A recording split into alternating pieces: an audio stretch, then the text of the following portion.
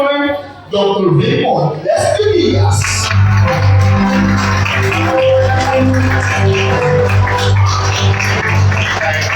Morning, umaga. As I like Dr. Raymond Lescanias, people call me Doc Les. And I'm very happy to be here. I'd like to thank Mr. Glenn for inviting me in. And konting kwento lang no, para just want you to understand the context of why I'm here. So, nung in-invite ako, sinabi kasi pwede ako or Hope Children's Chorus. So, I declined kasi akala ko this is going to be a workshop for a children's choir. And then I said, na sa totoo lang kasi, I don't really deal with children's choirs. I prefer not to kasi I think that takes a different skill set than I'm used to. Mostly, the demographic na hinahandle ko ay mga young adults to adults, like seniors. So, when I was first asked magbigay ng workshop, sabi ko parang thank you but yun nga, I think maybe other people can do it, can give a better workshop than me. Kasi nga, I don't really have a children's course. Pero, i-explain sa akin na actually, the participants are the choir directors and voice teachers, which excited me kasi I really feel that what's really important in our society now, especially with music, is to teach the conductors, to teach the leaders of these choirs. Kasi I do a lot of these mga choir workshops, vocal workshops, and then what I see in the community is that there's a lot of parang ideas going on about music, about singing, about vocal technique, and a lot of times, parang sabihin natin, parang may katotohanan naman sa mga narinig ko, pero marami din mga bagay-bagay na parang hindi na tama. In other words, the information, and I'm sure maybe a lot of you attend workshops by other specialists, baka yung mga programs ng PCBA, the Philippine Choral Directors Association. So, I'm pretty sure maybe you attend, I assume you attend, mga different workshops, whatever. And then, yung parang napapansin ko lang, yung information na papasok ko, parang minsan, maybe hindi na-intindihan ng maayos, or maybe hindi na-explain ng maayos. Kaya, the information that gets passed on to the choir members ay medyo convoluted na. Alam niyo po yun? Parang may certain truth, pero hindi na po siya medyo accurate. And it is just a generalization from my experience. So it's really been my intention, I was telling this to Bear, that I really want to teach, or I want to parang do seminars, really more, not to the whole choir, but to the directors, or to the voice teachers. Kasi, there are just many ideas that are floating around na parang feel ko, I don't want to say it's wrong, but maybe for a better word would be, parang some of them are inaccurate. And then some of them are not really based on factual science, diba? Parang mga, anyway, so we'll look at that. So my job today here, since the whole day is you're going to spend with me, I hope hindi kayo magsama sa akin, is that I do want to provide you with information, basic information about singing, about the voice, so that, at least medyo mas well-grounded yung knowledge nyo about the voice na singing. Is that clear po? So, yes, so today I structured the day into 2 lectures and a masterclass. So the first lecture will be about some fundamentals of vocal pedagogy. So vocal pedagogy simply is like the teaching of voice, no? And for this particular lecture, for this particular part of the day, I will focus more on breathing. Kasi breathing is the most basic, it's a fundamental action in breathing.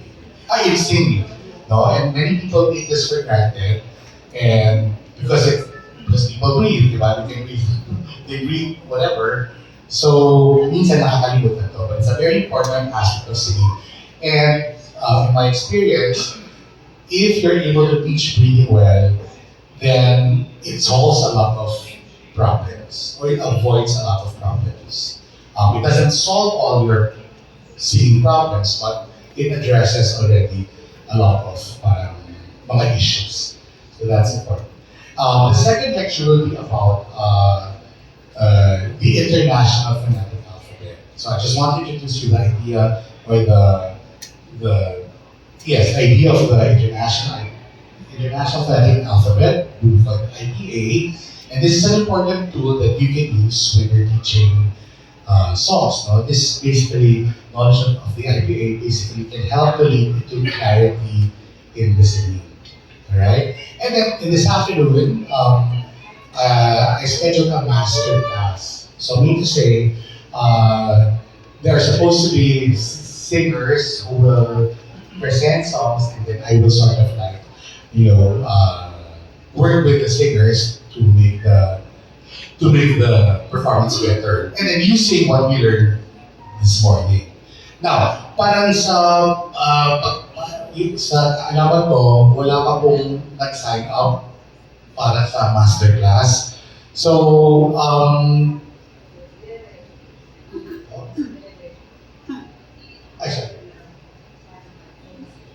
yes, no, I need volunteer singers, solo singers to sing. So, may I ask for some volunteers who would like to sing, to present a song, and then we will, tutulungan mo kayo para maging mas maayos. Anyone? Because you're all, tama po ba? Lahat po dito ng mga adults, you're all choral directors or voice teachers. Yes po? Tama po ba? Oh, who's courageous enough to volunteer? I need mga 3 to 5.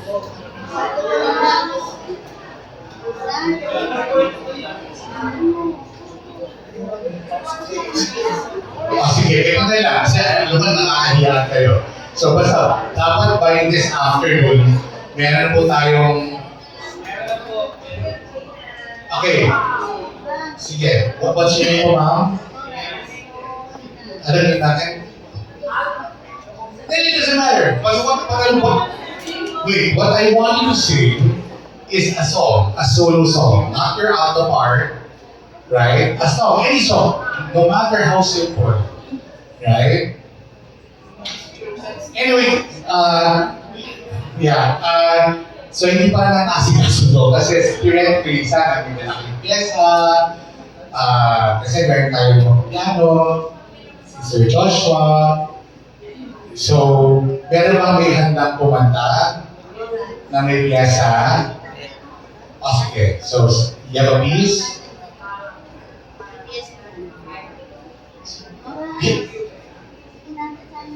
Yeah, do you have the piece po? Sige. No, you don't sit now. Mamaya mahapon.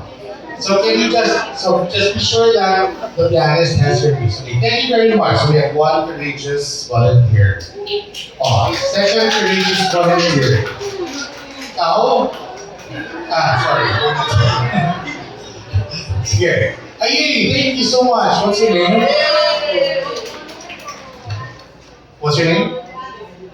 Rans. We have to enunciate. This is part of diction later on. So maybe project your voice. Rand.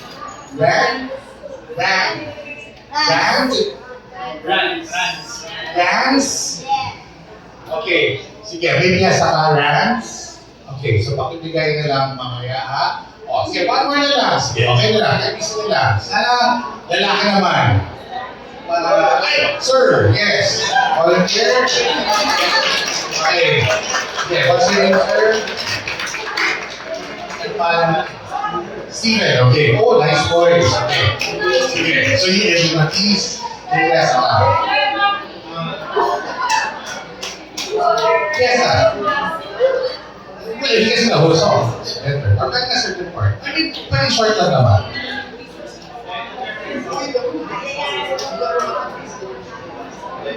give the piece, just para sayang. Kinilang noodle? Yeah. Okay, sige. Sige. You may flex na lang para pwede ka lumakaw niyan. Can you serve? Sige. One more. Deal sana. Kung may flex kayo, pwedeng church song, doesn't have to be... The kids, I'm already, okay. I have two students actually from the choir, so I will present them later. So, yun po yung mga bata. I need the adults. One more, come on. Mga babayan, let's not be shy. One more. Pwede church song. Anything simple. Yes, volunteer po. Yes. Okay, bigyan ka. So, okay, thank you. What's your name? Joe? Joe? Okay, thank you, Joe. Okay, so we have, what's your name po? Gina, Rance, and Joe. Thank you so much for volunteering. Alright? Okay. So let's start.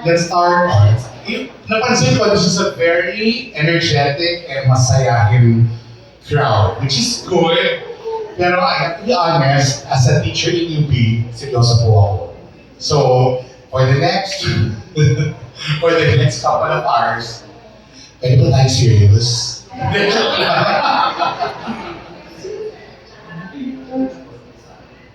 Sige, if you have time, sige, we can go with Steven.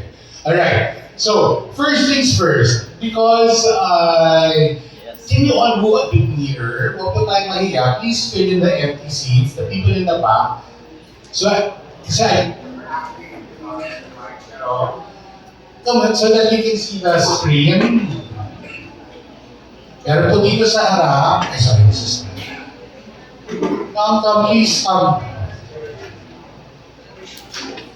please fill in the empty seats. People in the back row, huwag mo mahiya. Yes. Dito po, sa harap. Dalawa pa po. Come on. Gentleman in the back. Ayan. It will be to your advantage if you can see the screen clearly.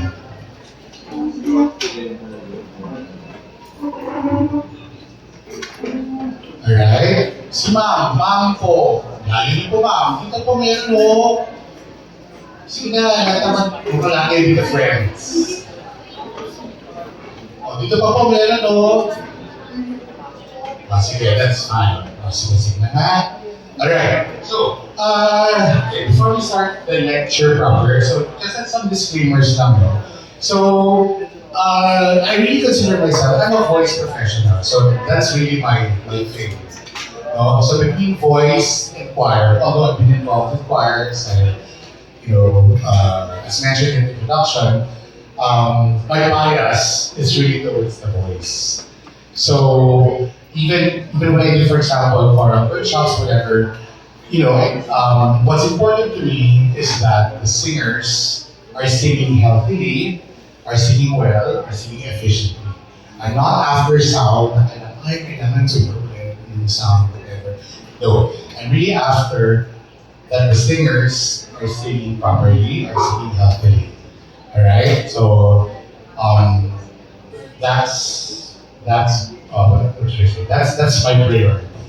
Alright? So, this lecture is, so have that in mind, no? So that what I'm about to share with you are things about the voice, and how the voice works, blah, blah, blah, fundamental knowledge about it, so that, as I said, you're well-rounded, at least maybe in anatomy or whatever, and then the idea about blending, about sound, blah, blah, blah, that is what you have to figure out, and maybe or really what you will learn with the other experts.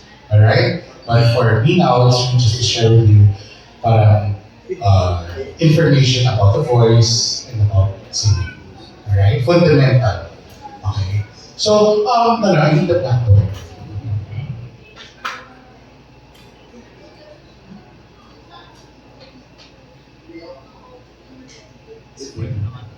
Kaya yung ano yung feel ko yung baka maging makakatagal. Kasi I requested a whiteboard, pero masyadong high-tech dito.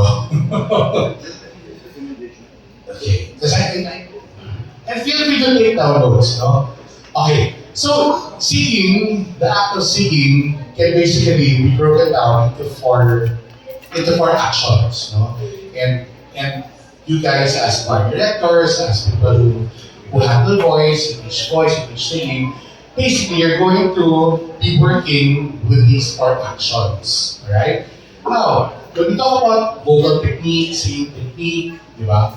Parang technique sometimes seems like a very intimidating word, di ba? Kasi parang shucks, ano yun, technique. You know, let's keep things simple. What a technique simply means how you do something. Right? Yun lang yun. How you do something. So for example, the way you stand. Kung ganito yung tayo, that's your technique. Kung ganito yung tayo, that's your technique. You know what I mean? Technique just simply means how you do something. Okay? And the idea lang about technique is that it should be a conscious, it's conscious. Meaning to say, you can control it, you understand? If you can't control it, if you can control the action, then you can say that that's the technique. If you're doing something that you're not aware of, you're not conscious of, it just happens randomly, diba? Then that's not a technique, kasi you're not aware of it. Does that make sense? So for an action to be considered a technique, it means that you have to be conscious of it and that you can do it, right? Okay, clear. Okay, so again, singing can be broken down into four basic actions. Alright? So the first action, and the actions of singing basically has to do with how breath travels. No? Because singing is a breath-dependent activity, right? Kung walang hangin, kung hindi tayo makahinga, di ba, walang boses. So the actions really has something to do about the breath flow. Alright? So, what would you think is part of basic, the first action for singing? Given what I just told you. Breathing, yes. Or what's another word for breathing? Respiration. Thank you. Okay. So, respiration is very important. Breathing is very important kasi nga breath-dependent activity yung singing. So it's important that you're able to breathe, right? Okay, now, I'll just list down the actions and then we'll go through them more in detail. Okay, the second action is now, okay, so you took a breath, no? Inhale, which is part of respiration. So, pumasok yung hangin, pumunta sa lungs nyo, right? And then from the lungs, then where does the air go? It goes back to the tubes, your pulmonary pathway, and then it goes through your larynx, right? It passes through your larynx is your voice box. Yeah? Okay, and then it will pass through the vocal cords.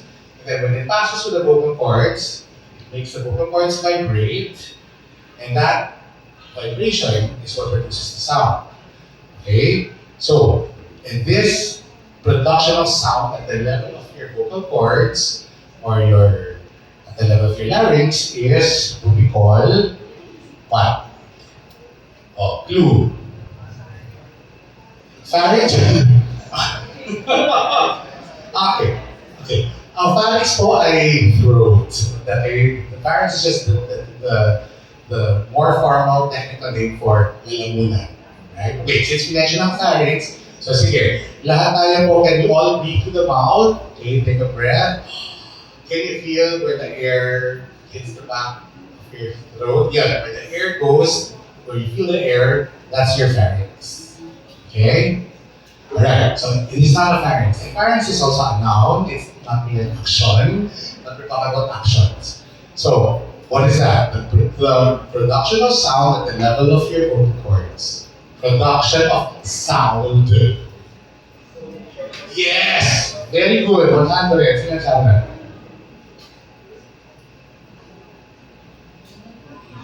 Okay. So phonation is, phonation, so as the air passes through your vocal cords, then sound is produced, and that is phonation. So when you talk about phonation, basically, you're talking about, it's like when you sing pitches, right? Whether the note is low or high, that's a function of phonation. Okay? Other function of phonation are like, for example, if the sound that produces very airy, mala, moira. Yeah, that's a product of phonation. Or if you're a parang harsh, you know, that's another product of phonation. So anything that has to do with your vocal cords, right? Okay, now the third action is, so i-boses na tayo, di ba? The air went through the vocal cords, so we produce the sound, phonation. Now, what does happen? What happens? The air, sort of like the voice travels through your air. So after phonation, i-boses na, may sound na. The air slash the voice will pass through now the spaces in your neck and your head. Okay, these spaces are basically the lalamunan, the pharynx, which you just felt earlier, and also your oral cavity. Yeah, your not bunga kasi it's just the mouth, but the cavity, the inside. Okay, the oral cavity, the buccal cavity, or the mouth cavity. Basta ito, kung saan pag kinakalikot ng dentist yung ngipin nyo, yun, that space, and that's the cavity. So the sound travels through those two spaces, and then the way you shape those spaces is what is the third action. So so for example, okay, so if I make my, so we talk about the lalamunan, right? Okay, if I use a big lalamunan, dito,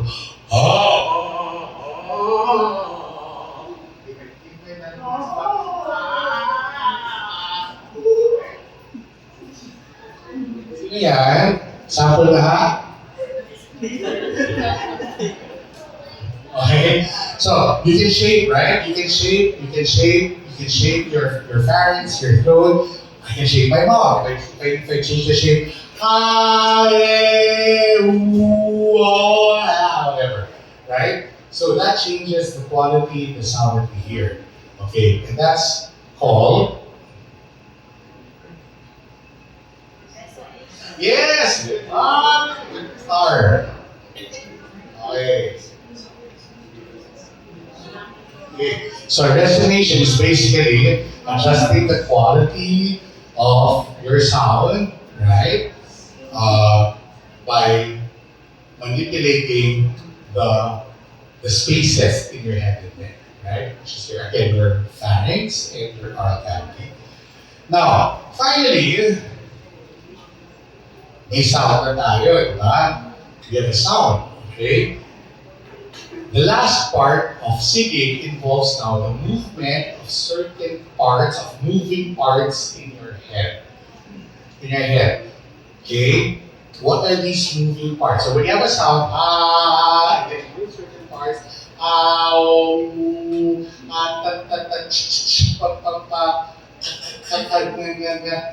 right? Certain sounds are produced. You understand? Now, the moving parts are what we call articulators. Okay? The moving parts of your head, what are the moving parts of your head?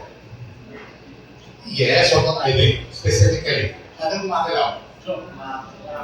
Not mouth, that's general. Lips, yes.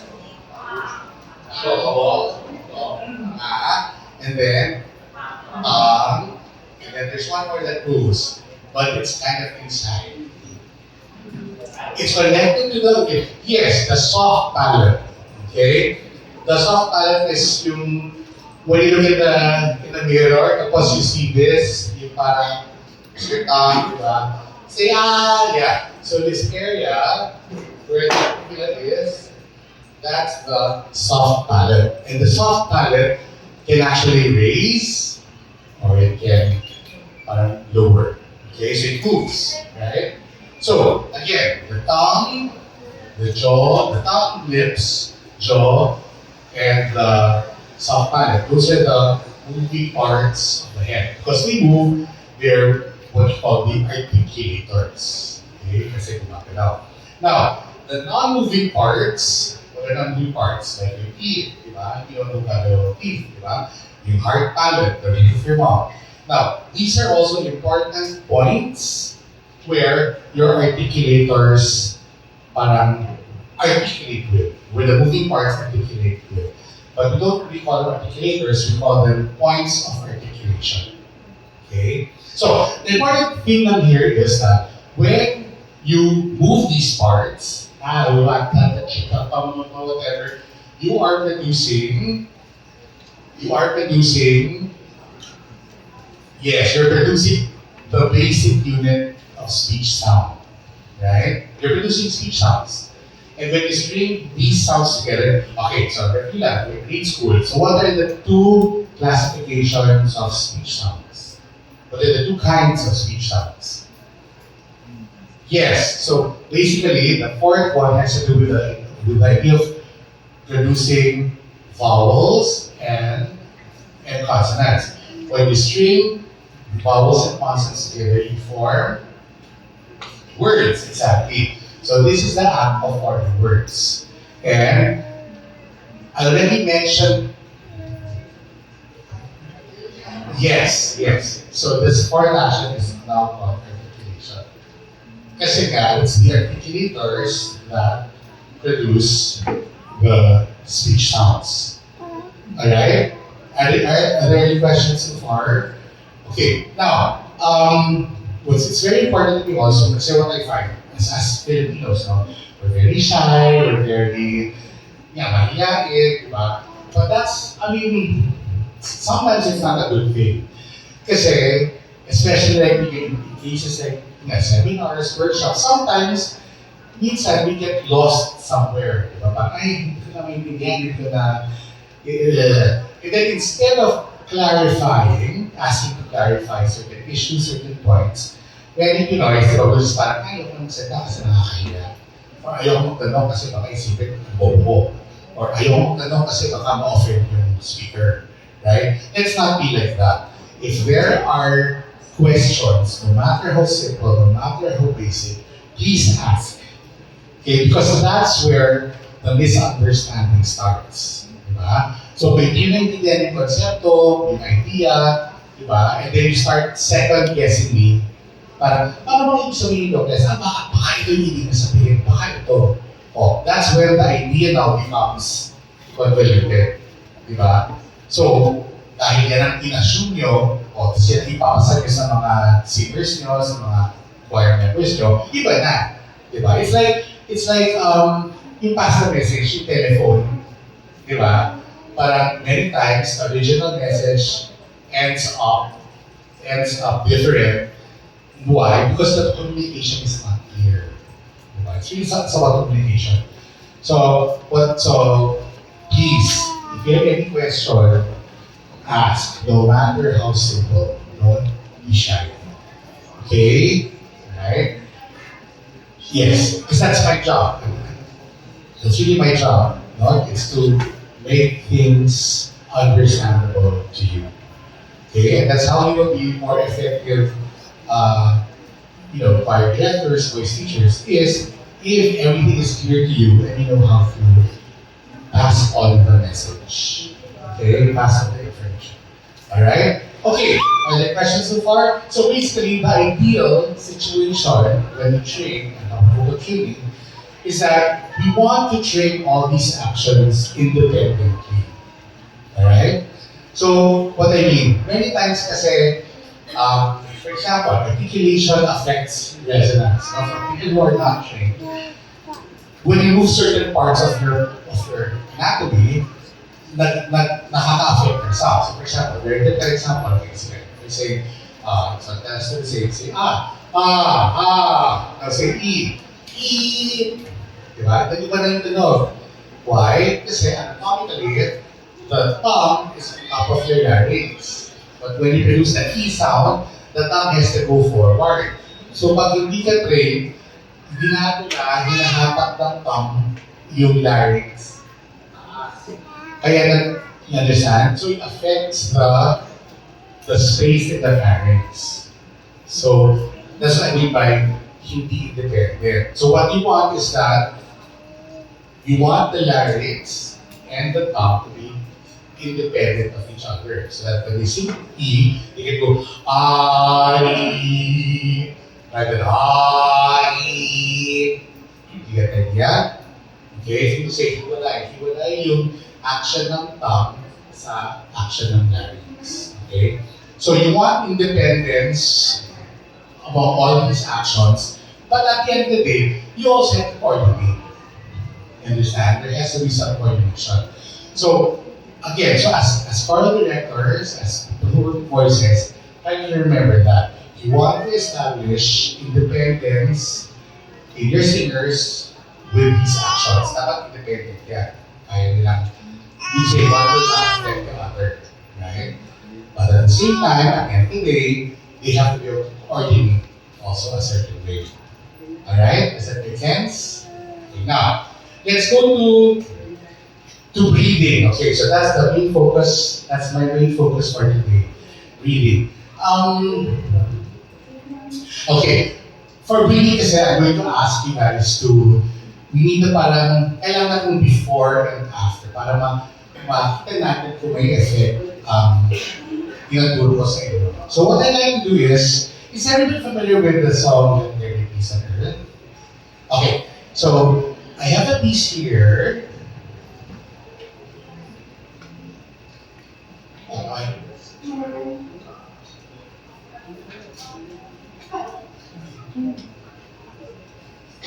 Okay, let me get a piece.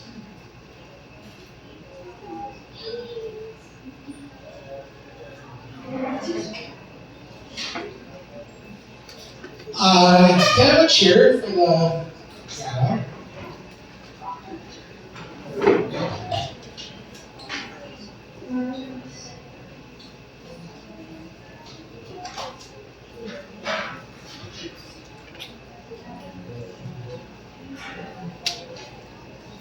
You can see my line. Okay. Okay.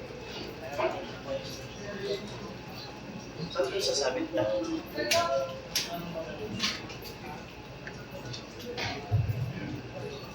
Right. If it was a number three,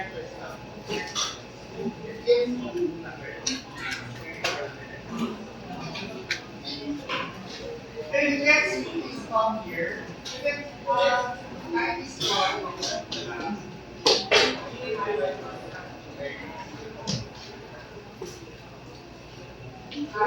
Okay.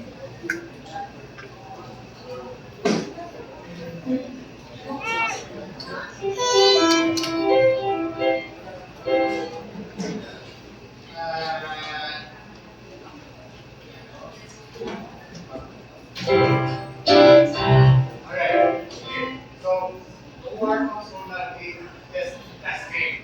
Okay, my breath work inside. So, yeah, just all okay. So, this is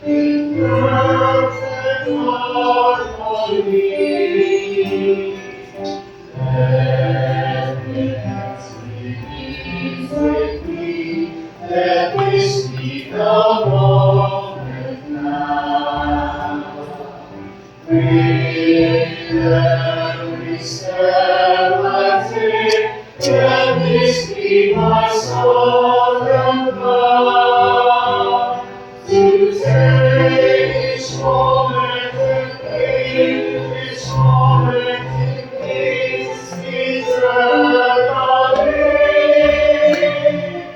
Let there be peace on earth, and let it begin with me. Alright, yeah, see. Good. So, any insights? How did you feel about this? Dito na sa harapan, sige na kayo. So, how did you find your singing? Or okay lang ba? Are there issues? Do you feel like there are issues in your singing? Or what?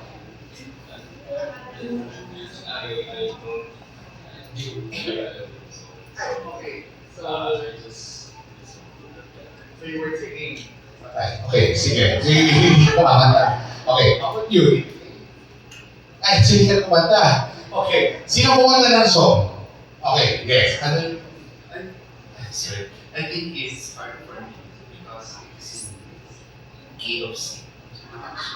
Okay, so for you, feeling mo nahirapan ka kasi feeling mo mataas. Okay, so what particular notes were high? Okay.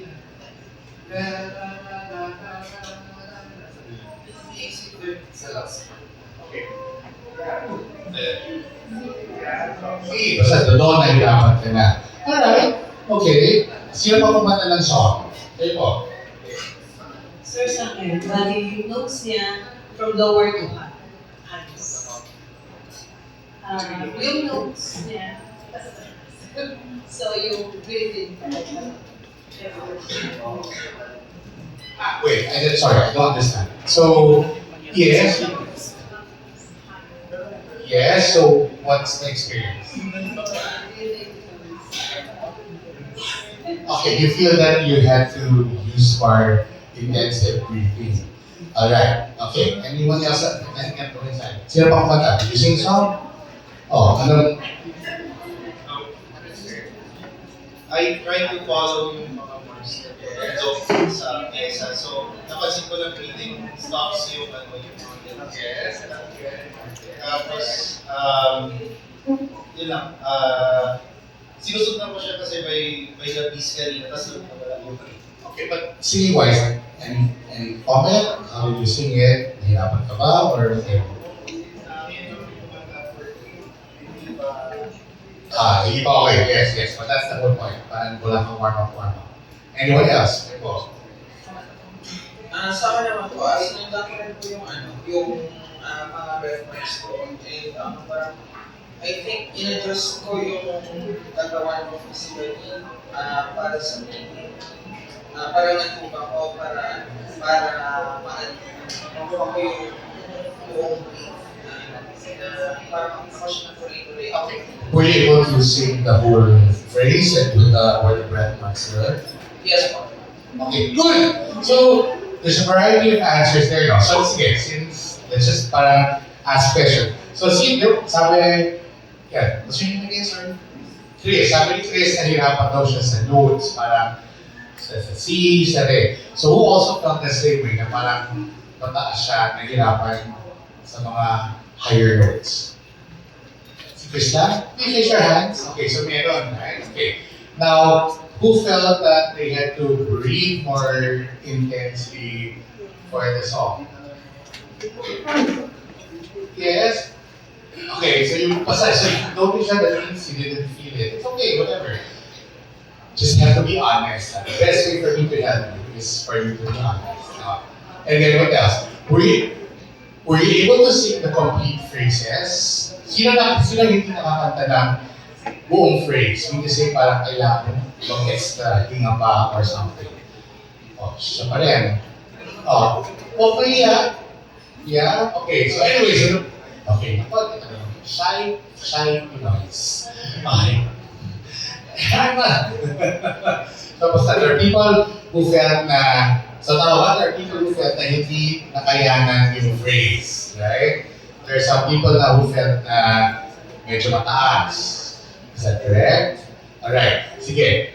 Okay, take note of this ha. Now, let's do another exercise. Stand up again, another vocalization. Okay. Okay. Just let me. Okay, so we're just going to say, I know, Ma.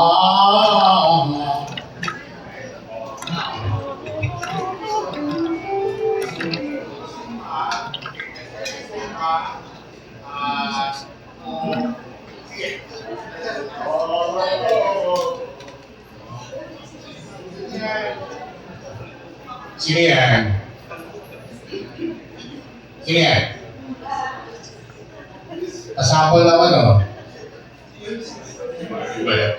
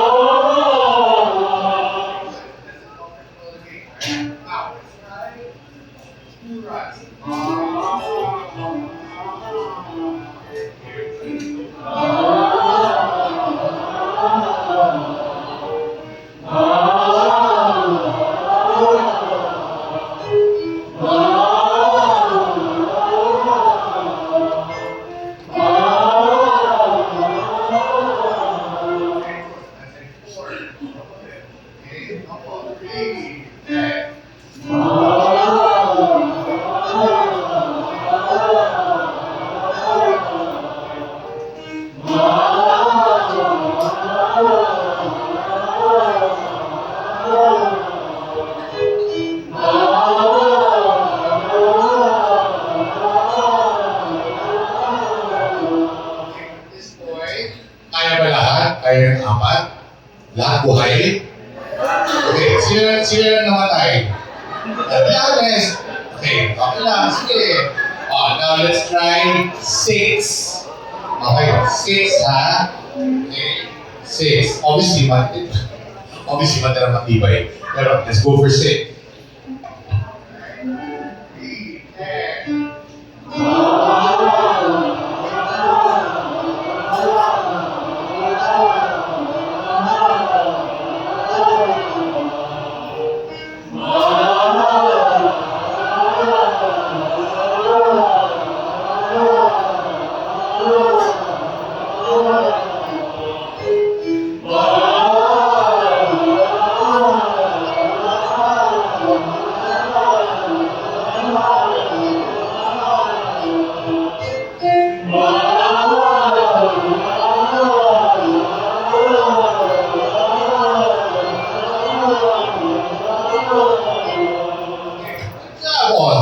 Buhay pa rin lahat?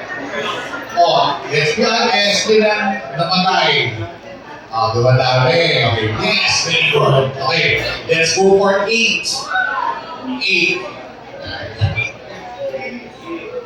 Sa system ha, wala namang prize kung sino mo. I wanted to be aware lang of where you reach, no? How many fronts you can do. Alright, let's go for 8.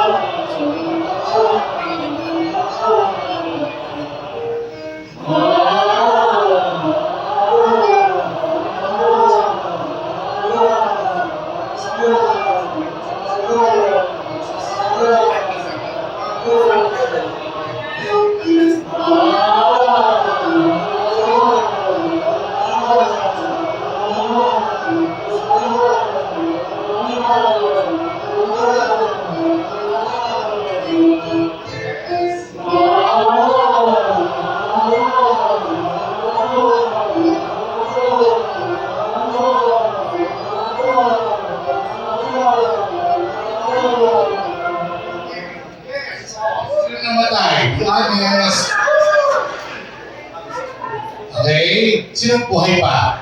Be honest, raise your hands. Wow, ilan na? O sige, last na. 10. Yung mga, sige, everybody can try naman. And then try to see until how many you can do, right? So when I ask you later, right? So be aware of how many runs you can do. Okay, so we'll try 10, ha?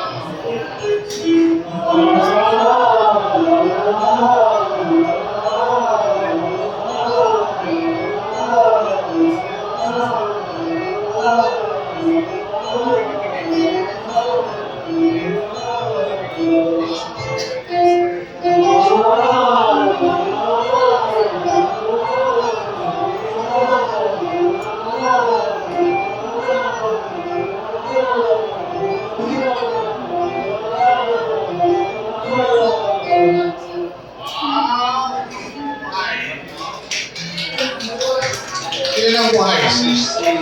What's your name? Aljar. Okay. Wait, did everybody stand up? Stand up lang. Sige, para lang ma-aware tayo. For everyone, stand up if you stand. Everyone, okay.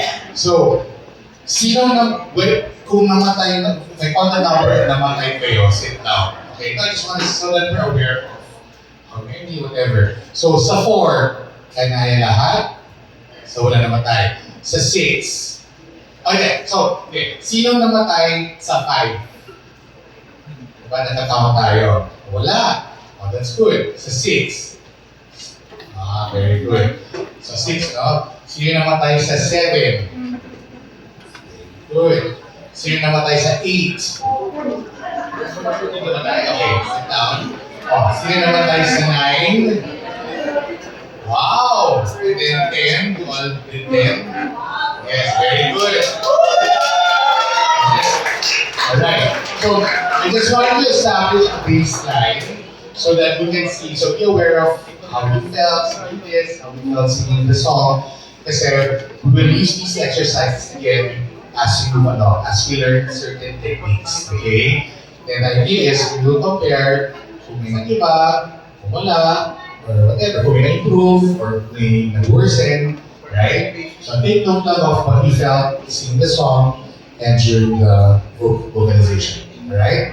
So, let's move on now to the proper lecture. So, ito mas business.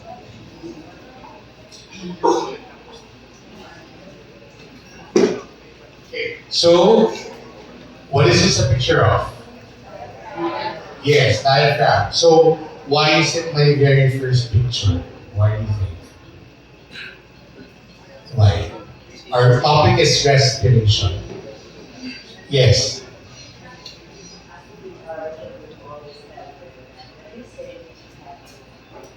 Okay. Now, we always use that term, no? Again, not wrong. It's on the superficial level, tama naman. Diba? Now, what I want to make accurate is that, kasi sabi niya, it is a reflection of many teachers. And again, it's not wrong. Diba? Parang you say, kids, kids ha, pag huminga tayo, let's use our diaphragm. Okay. Yes, that's true, but it's also inaccurate. Because you cannot breathe without ever using your diaphragm. Naintindihan? So the moment you say hinga, they will and then they breathe. Automatically, diaphragm ang gumagana. Naintindihan? There's no other organ that will instigate or that will activate the breath. It's really the diaphragm. It's the main muscle of, particularly of inhalation. Naintindihan? Okay, now, but I get the point, no? When you say okay, let's use our diaphragms to breathe. But again, it's unnecessary because they will always use their diaphragms to breathe. Whether they're aware of it or not, yan ang gumagana. Okay. Now, so you get the idea, the diaphragm is there because it is the most important organ, or it is the organ for inhalation. Now, again, if you've attended workshops, whatever, blah, blah, blah, you're going to hear about certain other muscles, like there are muscles between the ribs, they're called the intercostals, blah, blah, blah. All these other muscles are just accessory muscles. Yes, they be part in respiration, but in my experience, for most intents and purposes, you cannot really train those other accessory muscles. It's really the diaphragm that you can work on in terms of inhalation. It's the main muscle talaga. Okay? So, because it's the main muscle, and because we're going to deal with it, as I will show you in a bit, it's very important to know where is it. Okay? Sige. So, if I ask you to, let's stand. Okay, let's stand again. Sorry, parang tayo po. Okay, so, if I ask you, because voice teachers, but yes, probably listening. What's your name po, sir? JM. Oh, like what JM says, you probably tell your kids, your choir members, oh, use the diaphragm, blah, blah, blah. Oh, where is the diaphragm? So wait, if you were to tell them where it is, if you were to show your kids where it is it? Okay, kasi narinig sagot eh. Okay, sige. Medyo cheat tayo, nandiyan yung sagot. Sige, sit down please. Okay, but so many times, okay, don't show this picture, if you ask, oh, where's the diaphragm? Somewhere here. Diba? Parang there is no, yun nga, so people talk about the diaphragm so much, but they don't know where it is, right? Okay, so there's one important fact in science anatomy that I hope you will remember. Okay, so if we're to put a landmark to the diaphragm, as you can see, the diaphragm is attached to your lowest rib. So, okay, well, even while sitting down, you can take your sternum, your breastbone, so you can ito sa harap, right? Tapos ma-feel nyo, magiging laman. Tama? Okay? This laman area, we call that an epigastrium. Now, you're going to feel this little parang bump, little parang may bukol. Yes, that's what we call the xiphoid process. Nice to know, but I mean, well, if you know it, very good. Xiphoid process. Now, if you trace your fingers sideways, you're going to now feel the lowest rib. Correct? So, let's stand up again. So what I like to do is, so you're gonna hear the here, right? Face the lowest rib to the side. Right? So you can find the shape, right? The shape of your face, the lowest rib, right? This is fine, no? It's kind of wide. Usually for liver, like for capsular, so you will see that for whatever. Okay, the word is there. So the China. So as you can see here, the edge of the diaphragm is attached behind your lowest rib. Okay, now again, I really want you guys to be accurate. It's behind the lowest ribs. Many times, even after I've talked to people, during the day, I would ask questions, repetitive questions, to see if you understand certain things. But even in these situations, you magsasabi na, so where's the diaphragm? So it's below the ribs. Wrong preposition. It's not below the ribs, right? Again, if you tell that to your kids or your members, the diaphragm is below the ribs. Oh, that's not accurate anymore. So if they try to look for it, they'll go lower than the ribs. It's not attached, it's not below the ribs, it's behind the ribs. Right? Understand? Behind ha? Sige. So critical thinking. Makakapapa po natin ang diaphragm. Yes, who says yes? Makakapapa yung diaphragm. Who says no? Yung iba na, Pinoy na na naman, non-committal. Oh, can you feel the diaphragm? Who says yes? Oh, who says no? Okay, who said yes? Oh, why can't you? So yeah. Because when I'm breathing, I think it means But can you feel it? No! How can you feel it? It's behind the rib nga. Lalabas ba yung diaphragm pag huminga ka? Wait, that's the point, right? Now that you know it's behind the rib, you should understand that you cannot feel it. Okay? So that's another thing that please do not teach your singers na, oh, you have to feel your diaphragm. You cannot feel your diaphragm. Right? Otherwise, please, I have to put my hand inside my body to feel it. Diba? Naintindihan? So, little things like that. And you know, and maybe it's part of our culture. But yeah, I hope that will change, no? Because I'm speaking to a group of choir directors. I'm very impressed actually na, you know, I thought there would just be a handful of choir directors. So that's where I'd like to commend the INA for organizing. Ang dami pala, hindi ko ang daming choirs dito sa Bacoor. But all the more, since ang dami nyo, please make it your responsibility to teach well. Right? Kasi marami na kayo, if you teach, di ba, wrong information, di mas maraming members, bata, that will grow up na mali yung natutunan.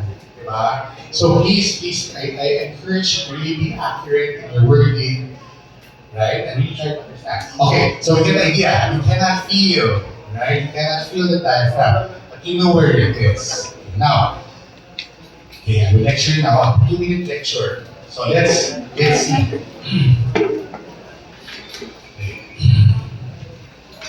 I'll just give some other views of the diaphragm. So the diaphragm, that's the abbreviated part, right? So para siyang dome shape, right? It's dome shaped and it divides your body into 2 cavities, right? So what are these cavities? What is the cavity? Where the cavity belongs, or it's organ po, hindi po siya cavity. What we call the cavity, the space. Okay, it starts with a TH. Yes, the thorax. Okay, so the cavity here is called the thorax, the thoracic cavity. And this cavity naman, sa ilalim ng diaphragm is what? Yeah, that's a good term, but that's not the accurate term. So it's the abdomen, right? So again, so the diaphragm divides your body into the thorax, right? And your abdomen. Okay, so sa thorax, anong organs ang nasa thorax? Lungs and heart. Yes. So yung lungs ay nakapatong dito, right? On top of the diaphragm. And then in your abdominal cavity, the abdomen naman, ano ang laman doon? Digestive organs, the stomach, yes. Your the liver, some here is on the right, in the stomach, small intestines. In other words, the lamang loob. Yeah? Lahat ng lamang loob, the GI, gastrointestinal organs. You understand? Okay. Get the idea? Alright? Okay, this is, yeah, okay. So, let's see another viewpoint.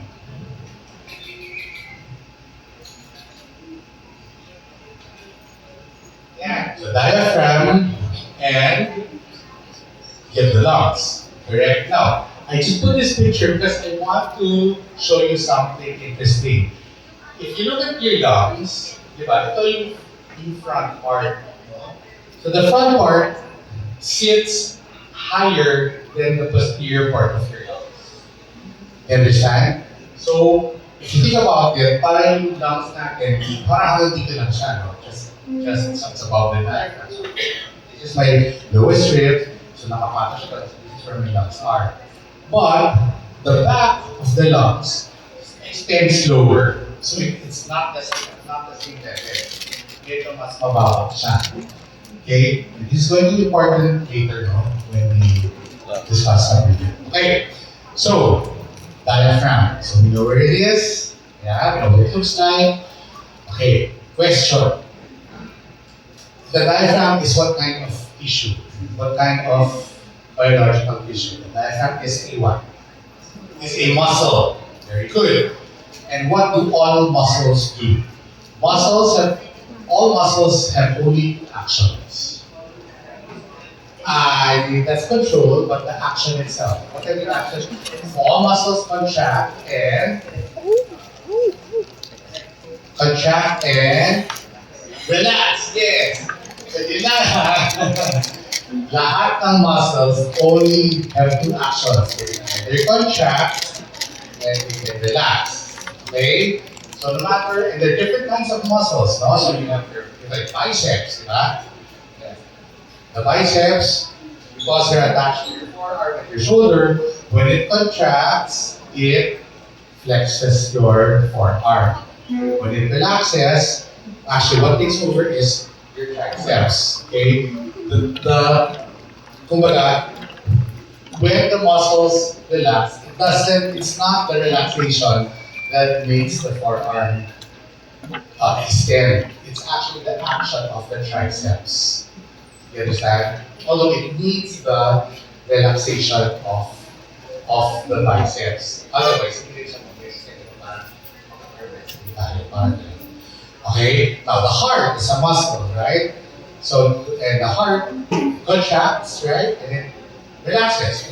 So, but the point is, all muscles contract and relax. And then depending on where they're located, what they're attached to, then it serves a certain function. Right? So like the biceps now is to flex the forearm, the heart is to what? Pump blood in your circulatory system. Okay, now let's go naman to the diaphragm. So diaphragm, okay, again, only has two actions. Contracts and relaxes. What happens when it contracts? Okay, somebody said here, expand. Think about it. Now, again, that's what I'm saying about, you have to be critical. Contraction and expansion are opposite. So, again, as teachers, yun nga, I hope you're aware of that. Be aware of your wording. When something contracts, it cannot expand. Okay. Sorry, not to many people say this. It's not who said that, sabi ko. Sino sabi ng expand? Ha? Sorry. Yeah, sorry.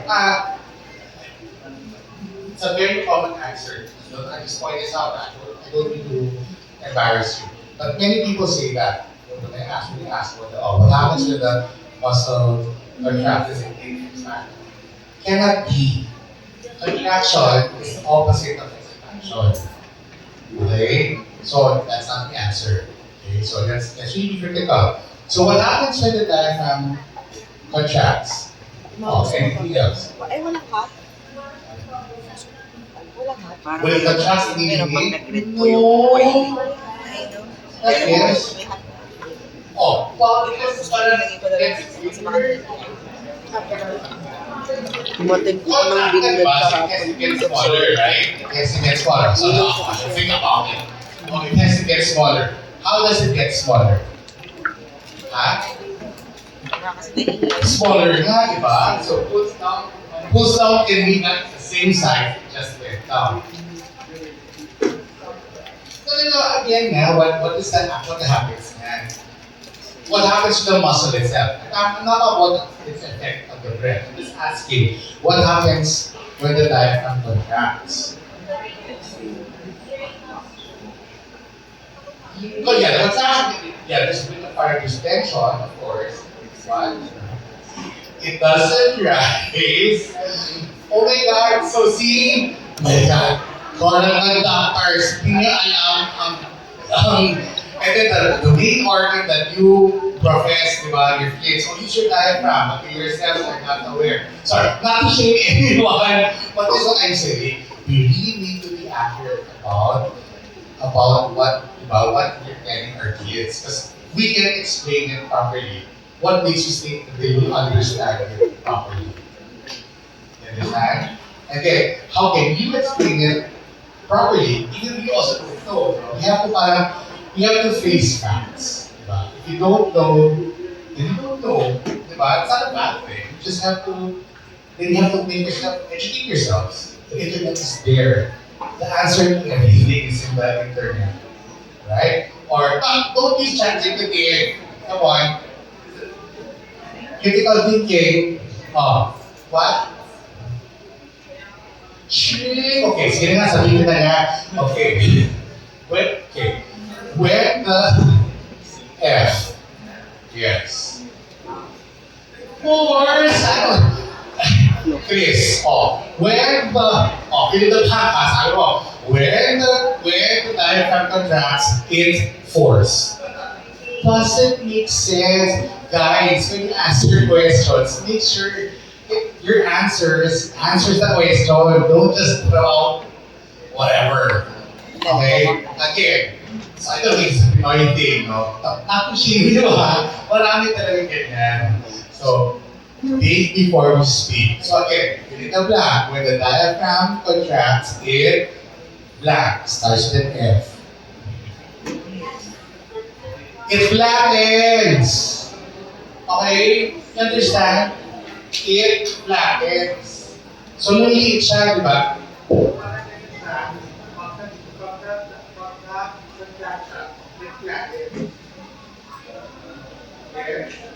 In that sense, it gets smaller, flattens. It doesn't raise, right? Don't worry, in a way, it's a related idea, but yeah, let's be accurate. It doesn't, it pulls, what happens is, so when it flattens, it pulls on your lungs. Diba? Sige, the technical term is that when it flattens, nagkakaroon ng volume differential, nag-iba yung volume ng thorax and your lungs. Kasi diba, pag mag-flatten siya, it's like you're creating more space in the thorax. Diba? So there's what we call a volume differential in the thorax. Now, what this volume differential does is that it creates a negative pressure inside the lungs. You understand? Wait okay, medyo dito ha, pero try to understand nila. So, bawat nag-contract sa diaphragm, there is a volume differential, okay, in the thorax, which creates a negative pressure within the lungs. Now, the negative pressure acts like a vacuum. Right? A vacuum. So, what happens is that in vacuum nga siya, nahihigop yung hangin sa labas ng katawan papunta sa lungs. And that's your inhalation. Okay, you understand? So that's the anatomy physiology of inhalation. Naintindihan? Okay, so, I know, again, it's a very simple matter, but I have to stress it now. So in other words, yung paghinga, yung pagpasok ng hangin sa loob ng katawan, sa loob ng lungs, is really because of what? Ano yung nag-cause niya? What? Then ako the answer, you just explained it, right? Just parang I'm just paraphrase the situation. Ano yung nag-cause ng inhalation? The diaphragmatic contraction. Naintindihan? Okay. I'm going to be very makulit about this kasi this is parang the paradigm shift that I want you all to understand. Okay? Again, nag-inhale tayo dahil nag-contract ang diaphragm. You understand? Okay. So in other words, what is the source action? Mas malapit na sa... Diaphragmatic. People all say this, diaphragmatic contraction. diaphragmatic contraction. That's the source primary action. Diaphragmatic contraction. Naglilipad po. Understand? Okay, so Yung mga, this one is so commonly used, but so again, it's wrong, but it carries a certain inaccuracy that I hope we can change. So many people, teachers will say, okay, when you breathe, your diaphragm contracts. Okay, what's wrong with that? Dok, ano po ba poses ng shot? Why? sa chest. Chest? Ano klase? Okay, it's the reason why I'm not comfortable with that statement is because chronologically, di ba? Yes, parang that's what people don't understand. That's what they think. Then, by diaphragm contract, it's the other way. The diaphragm contract and air comes in. Then is that? Oh. Ano kayo yan? Diba? Diba? Understand? It's a simple thought, but it has great bearing on your teaching. Understand? So again, always live everywhere. The breath is because you contracted your diaphragm. Inhalation is because you contracted your diaphragm. It's not the other way around. It's not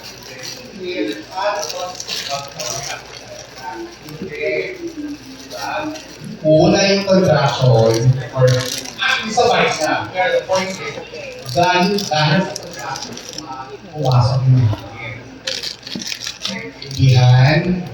Okay, very important thought. Now, so that's the science, right? That's the science, that's the physiology. Are there questions? Is this very clear? Okay, what happened to the lungs? Okay, so we're in the next. It's a diaphragmatic contraction.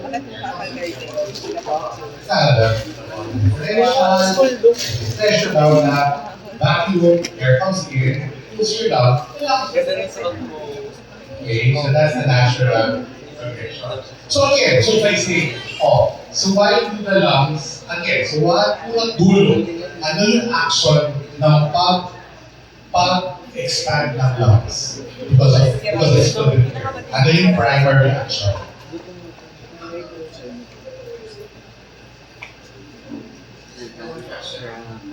Yes! Yeah! You understand? Yes! So when the lung expands, because it's filled with air, it's because of the diaphragmatic contraction. You understand? I mean, punang dulo ha. Of course, you can say that, because the air went in, but why the air go in? Diba? Kasi nga, the pressure, the vacuum, why nga? Kasi nga, or differential, bakit nga? Kasi nga, nag-flatten yung diaphragm in its contraction. You get the idea? So everything leads to diaphragmatic contraction. So that is so important. Alright? Okay, now, let's go now to the technique. How do we apply this in singing? Okay. So, stand up first. Stand up. Ay, yung question ko? Does it follow that if a person have, for example, soprano voice, does it follow that she has a wide or big lungs? Okay. So your question is basically in a more general way, does the size of the lungs affect your voice type? Okay. The answer is no, because your voice type, the quality of your voice, the essential quality of your voice, really will depend on what? Your vocal cords. Yes. The anatomy of your vocal cords, how big they are, how thick they are. You understand? So that's what will dictate what kind of voice you are, your anatomy. Okay, let's start up first. Okay. So we understand na, di ba? Diaphragmatic contraction is what leads to inhalation. So, si Ma'am Gina, she says what voluntary, involuntary, no? I think that's an important concept. So, diaphragm. Okay, there are certain muscles. See, so voluntary is basically part of control of, let's say, your muscles, no? So when you say voluntary, it means consciously you can control it, right? Involuntary means hindi mo siya isipin, gumagana siya. Okay. So what's an example of a muscle that is voluntary? Heart, yeah, skeletal muscles, right? Oh, for example, biceps, diba? I can consciously control it. It's voluntary. Now, heart. Is the heart a voluntary muscle? It's involuntary. You cannot control your pumping, diba? It will just pump. It will just pump. Period. Okay. Oh, what about the diaphragm? Is it involuntary or voluntary? Okay, who says involuntary? Raise your hands. Please huwag mahiya. Involuntary. Who says voluntary? Who doesn't know? Oh, Anna's very good. Who says both? Okay, the answer is both. So the diaphragm is both voluntary and it has involuntary control and involuntary control. So obviously, involuntary siya kasi kahit mo natin iniisip, huminga tayo. Diba? So there's a natural rhythm of the breath. There's a natural breath cycle that we don't think about. We're still breathing our lives, right? So it's involuntary. Now, how can we prove that it's voluntary? Okay, how do you prove it? Okay, so here, in 3, 2, 1, can you all pant like a dog? Hinga parang aso. Okay, 3, 2, 1. You're controlling your diaphragm already. Naiintindihan? So you can control the diaphragm. Now, so this is the first parang technique. This is the first how to apply this technique. Okay. Now, sorry, stand up na kaparin ka pa. Let's start with that. Just quick na. Now, there is a school of thought about breath na hindi mo kailangan natin na breath. Basta lang huminga yung mga bata, yung mga singers, okay na. Okay? There is some truth to that. Okay? In the sense that as long as the singers breathing well, breathe, lang, they don't parang, they can still sing well. So in other words, even if you don't have a special or particular breathing technique, understand? Yeah, you can still sing well. Okay? And I was a product of that. Kasi when I was an undergrad sa UP, my teacher, he didn't really teach me anything about breath. Basta sabi lang niya, okay, ubuhin ka naman, normal naman. Diba? Parang, okay lang, hindi ka lang. You know what I mean? So he didn't teach me anything about breath. Basta just breathe when you have to, diba? The body will take care of itself, blah, blah, blah. So I learned that way. I liked it very well, right? Okay, but what is my realization 20 plus years after? Okay, the realization that I have, and what I really believe in, is that yes, even without breathing technique, you can still sing well.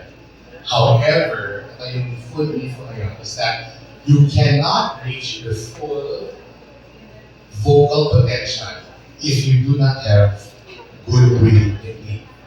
Naintindihan?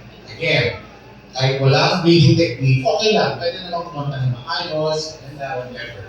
Pero kung wala kang breathing technique, hindi mo maaabot yung kakayahan talaga, yung full potential ng boses mo. Walang pakita mo. Okay? I believe that. Okay? So, syempre, now as choral conductors, and as teachers, voice teachers, your choice now, diba? Of course, you can tell your kids na, sige, hingang kayo, whatever, okay lang. But I hope some of you wanted to reach your vocal potential.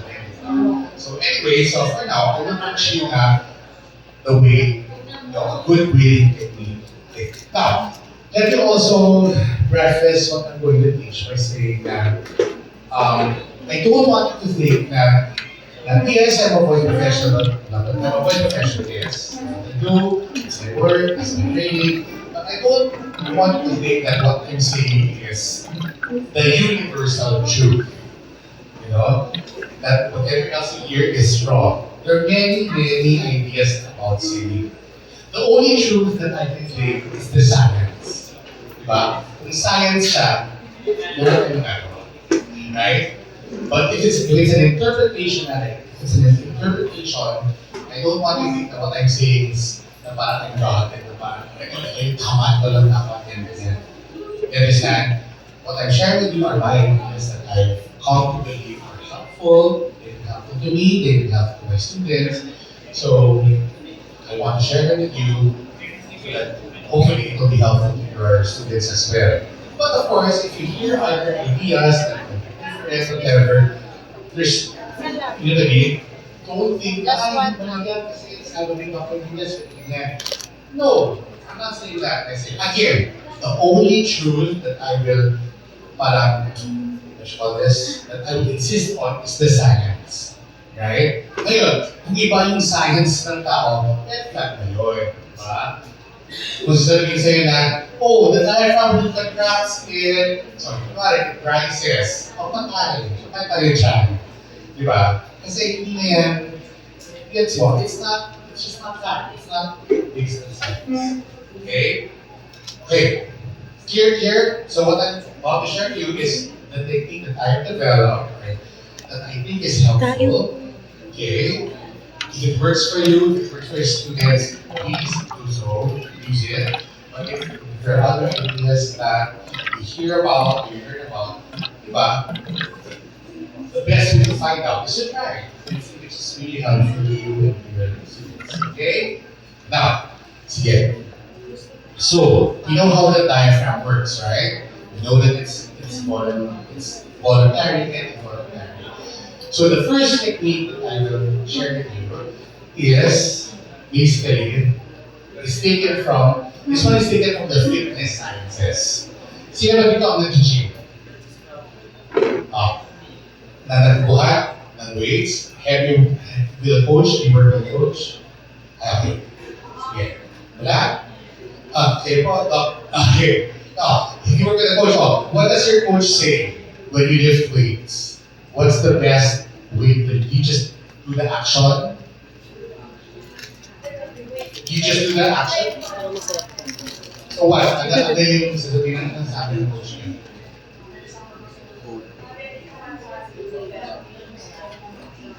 Yes, but there's another. But for me, kasi my coach said something that's very significant. Yeah, sige. My point lang is, my coach kasi taught me na when you're going to do exercises, right, you don't just do the action. Don't just do the action period. You have to make a mind-muscle connection. A mind-muscle connection with the muscle. So, we just say, for example, biceps, diba? Kung mabubod ka ng dumbbells, hindi na parang kuhat-kuhat ito. You have to make them focus on the actual muscle. And that's proven already. It's in the science, it's in the fitness journals that if you make the mind-muscle connection, then you have more gains. It's more effective. Okay? So, science na yan. That's proven. Nasa journal articles yun. Okay? So, my application there was the same. So, why not try? Because we know that the muscle for inhalation is the diaphragm. Then, make a mind-muscle connection with your diaphragm. You understand? Mind-muscle connection. Now, we already established na hindi natin makakapa yung diaphragm, di ba? So, how do you make that mind-muscle connection? You have to rely on certain markers, okay? Certain markers that will tell you or that inform you that your diaphragm is contracting. So, what are these markers? Okay, let me show you.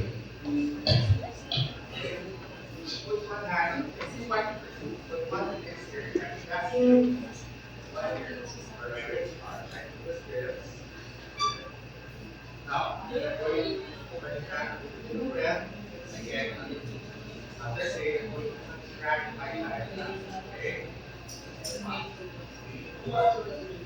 Yeah.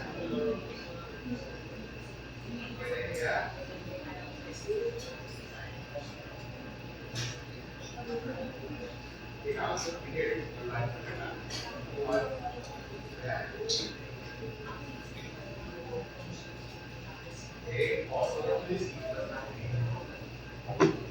Yes? Yes, there's an expansion, right? There's an expansion. Okay, so let's explain first those expansions.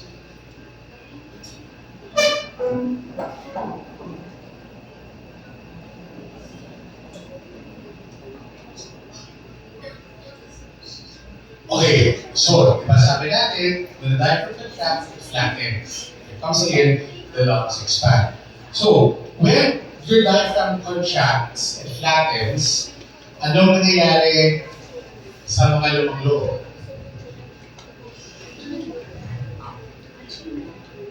Nagko-compress, yes, in a way.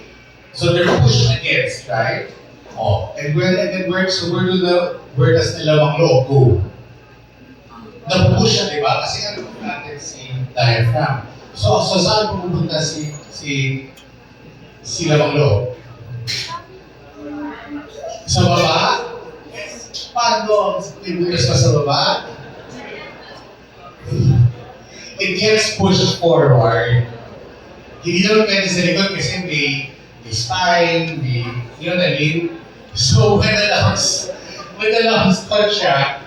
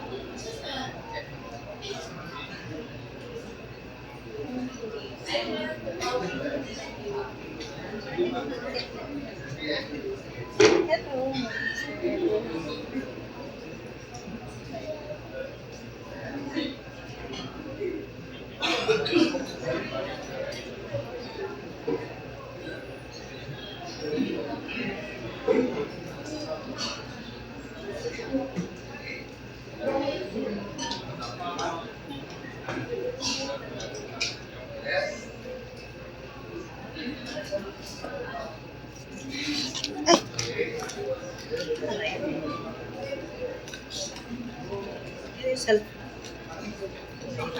Nakalive.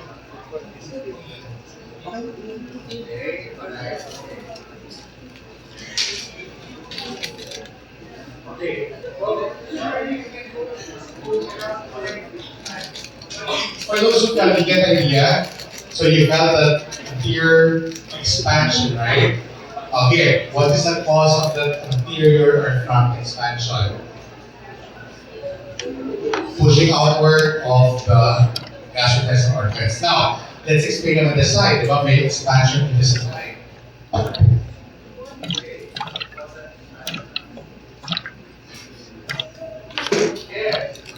Okay, so when the air comes in, that contraction, blah, blah, blah, air comes in, lungs expand. So when the lungs expand, the rib cage has to compensate for the increasing volume of the lungs. So what happens is, these were the intercostal muscles or those other muscles. Anyway, the point is, yung lowest ribs natin nag-release. So para siyang, alam yung balde na may dalawang handle. Diba? Pag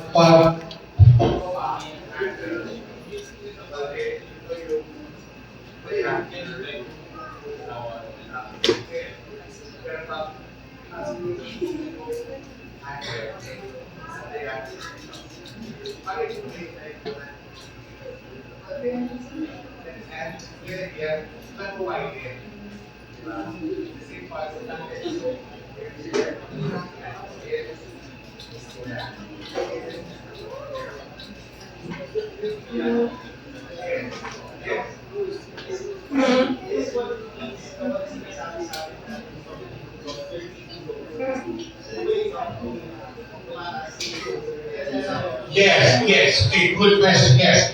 So when people always say, but the people use that expression, breathe lower, it's really that idea of of really contracting your diaphragm. Kasi your diaphragm flattens. Diba? Yes, and then you're right.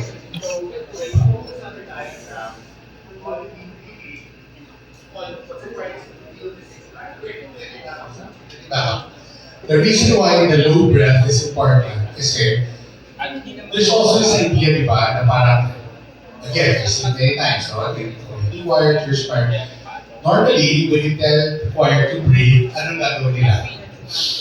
Exactly, or, di ba? So, number one, two things. When you hear a sound, or, what does that mean? It means they're focusing on the nose or on the mouth to breathe. Now, when you make a sound, you're just creating turbulence, right? You're creating turbulence. And it's that turbulence that makes you aware that I'm breathing ako or I'm breathing ako. But it's absolutely unnecessary. You understand? You get it? Kasi the nose and the mouth are just holes. At saka sa totoo lang, wala siyang kinalaman sa pag-inhale. Diba? Daanan lang yan ang hangin. Diba? Again, ano yung talagang nagkukos ng inhalation? Yes, it's a diaphragmatic contraction. So, again, for me, the most efficient way to do it is to, instead of your nose or your mouth, you go straight to your diaphragm. Gets. And then, the way to get your diaphragm is through the markers, is through at least.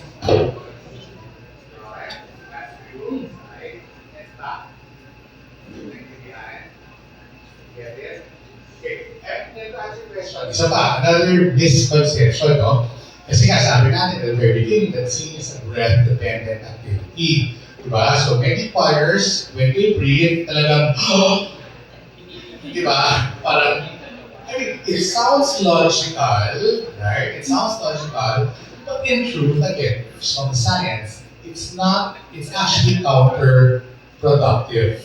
Kasi, pag pinuno mo yung lungs mo with air, mag-feedback mechanism yun. So your lungs will tell your brain na, uy, brain, puno na ako. Sabi naman ni brain sa lungs mo, uy, lungs, kailangan mo ilabas yung hangin. Yes mo? So yes, you might have all that breath, but instead of being able to hold it, you actually want to get rid of it.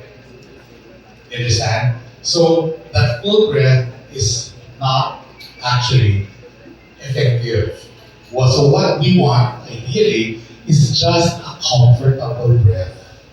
You understand? What is a comfortable breath? The sound. Ito lang.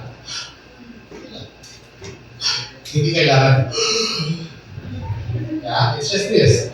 And then the idea now is you have to learn how to manage your breath. Breath management. Naintindihan? Okay. Does that answer your question? Ah, did I answer your question? What is your question? Sorry.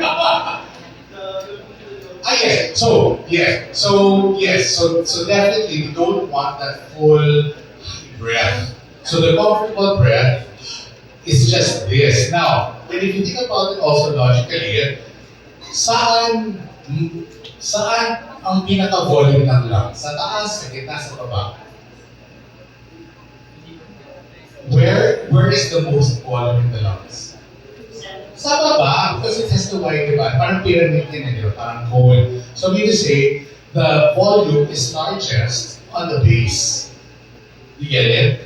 So it's going to be very efficient if you just direct your breath to the base part of your lungs. Not necessarily more than enough air. Naintindihan? Okay, so that answers your question on the low breath. And again, the feeling of the low breath also is the idea of yun nga parang just mind muscle, feet low, you say, contract your diaphragm. Okay, let's do an exercise. So pick a partner. Pick a partner.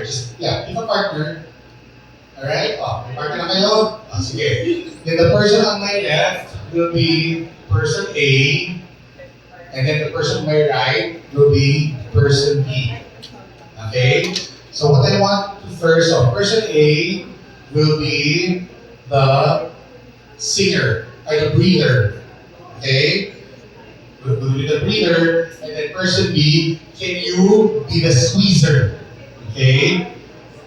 Squeezer. Need to say, the idea kasi is to add resistance. And the idea for the breather is to resist that pressure. Gets mo? Need to say, gets mo? To focus on the expansion. Diba? So what the person B will do is provide a resistance. Para si person A will resist it and try to expand using the diaphragm contraction. Does that make sense? You get the idea? Okay, sige. So, person B can use squeeze. Yeah. So maybe one thing is one fist on the epigastrium, and then maybe the palm on the side. Epigastrium. Yes. Okay. So what we'll do is for the breather, singer, we're going to use a scale. Vocalize na. Sige lang po.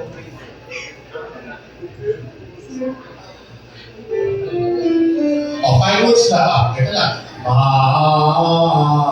Super easy. The important here is when you breathe, dapat gano'n yung tinulo ko. Focus on the expansion. Mind, muscle protection. Alright? Sige. Take a breath. Wait now. I'll say either take a breath or expand. Interchangeable. When I say expand, it's the same idea as you took a breath. You contracted your diaphragm. Naintindihan? Okay, sige. So 3, 2, 1, expand and sing. Ma. Okay, exhale, and then inhale again, expand again, and ma. Exhale, inhale, expand, and ma. Exhale, expand again, ma. Okay, one last, exhale, inhale, expand. Alright, sige. Person B. Sumbong time. Ginagawa ba? Nagawa? Yeah, so, reporting time lang. Person B ang sasagot na kasi siya yung nag-experience, di ba? So, for example, yes, was she doing it? Kulang pa.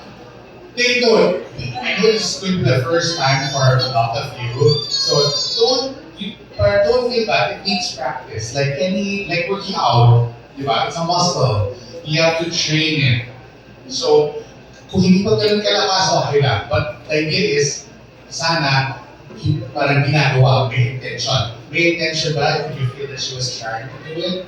Okay, good. Pero kulang pa. Person B, no, who's the one squeezing? Okay, but that's 8. Joke lang. Okay, kasi parang kamalito. Parang, change. Yes. Was he doing it? Okay, good. Was she doing it? Let's go around that. Sino partner mo? Ginagawa niya?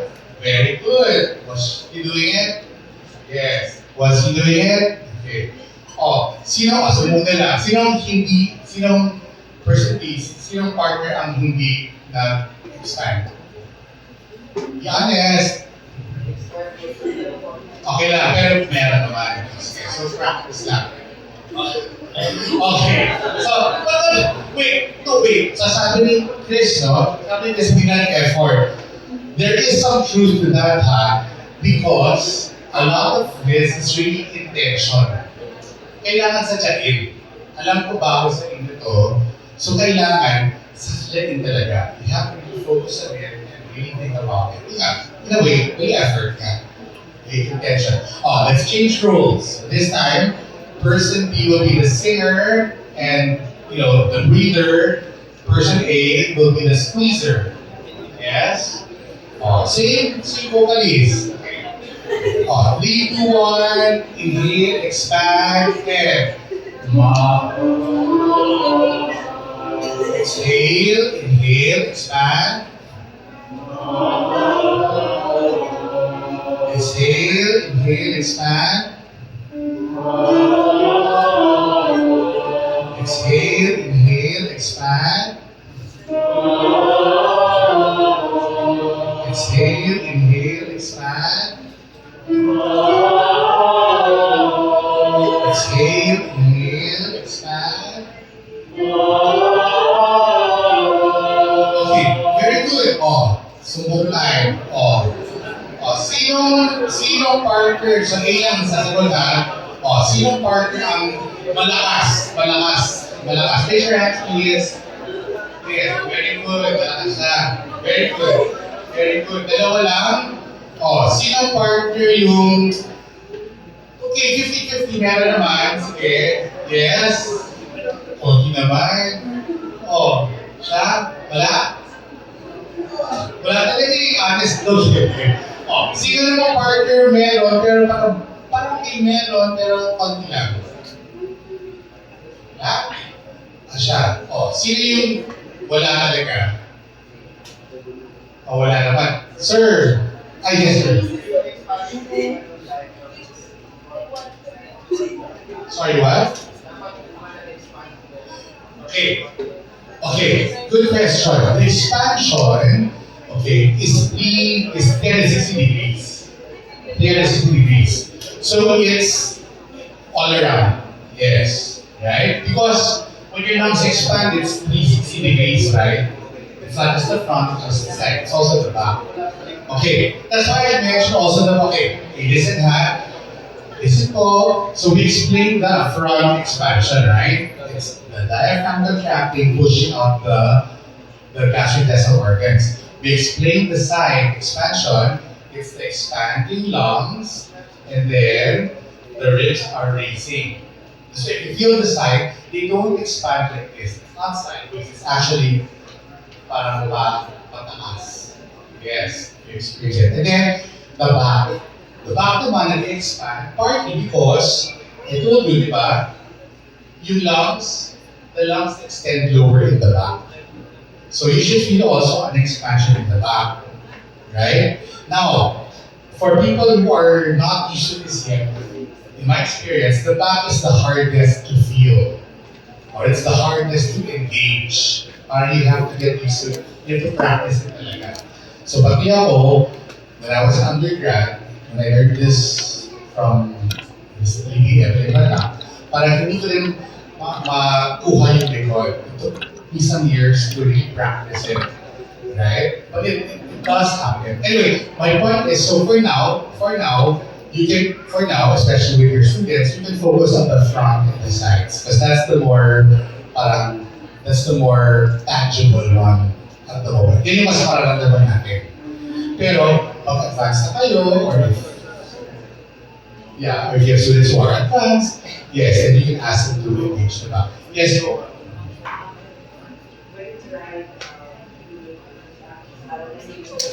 Yes, that's a good sign in the sense that kasi now you're breathing a certain way that you've never done before.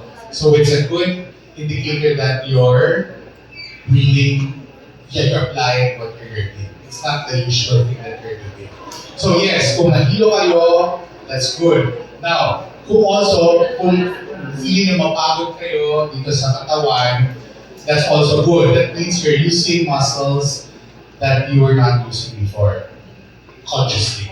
Yes, naintindihan? Okay, very good. You know what? Ang bilis ng time is 11:15 na, but we're only on 1/3 pa lang of our breathing.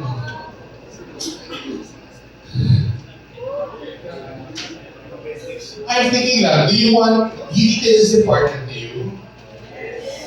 Does that feel like you want to forgo the diction? Do you say this?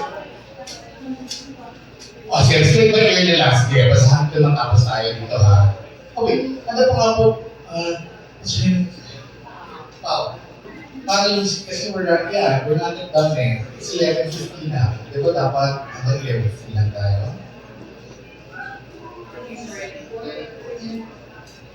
Eh, baka ako, I don't mind.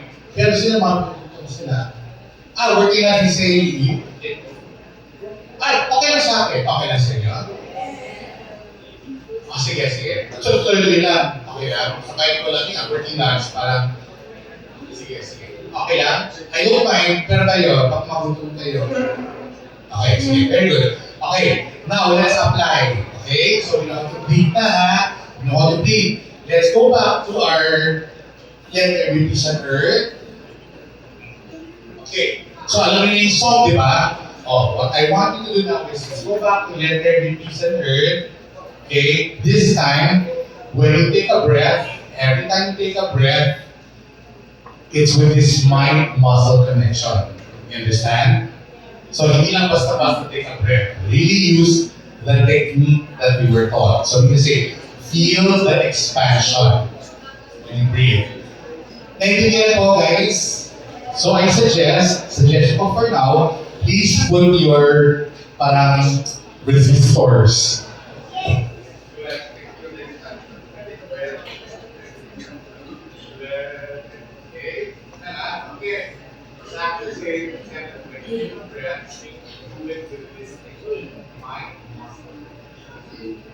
Okay? Alright. Okay.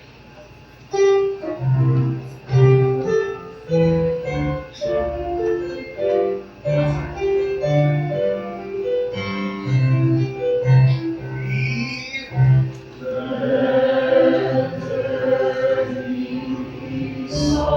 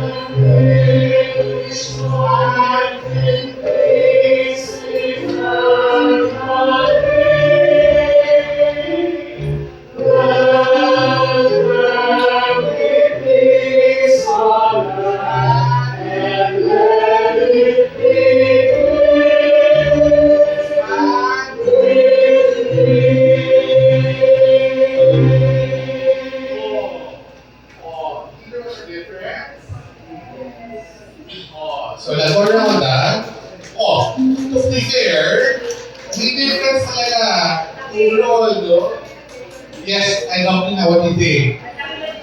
Oh, laki ng difference. Actually, malaki ang difference. Di ba? But I want to know, so what are your insights? Ako around nila ha? You can actually raise your voice with So what you're saying is that when you felt like you were able to release your voice by with the breath, para mas mo ba siya?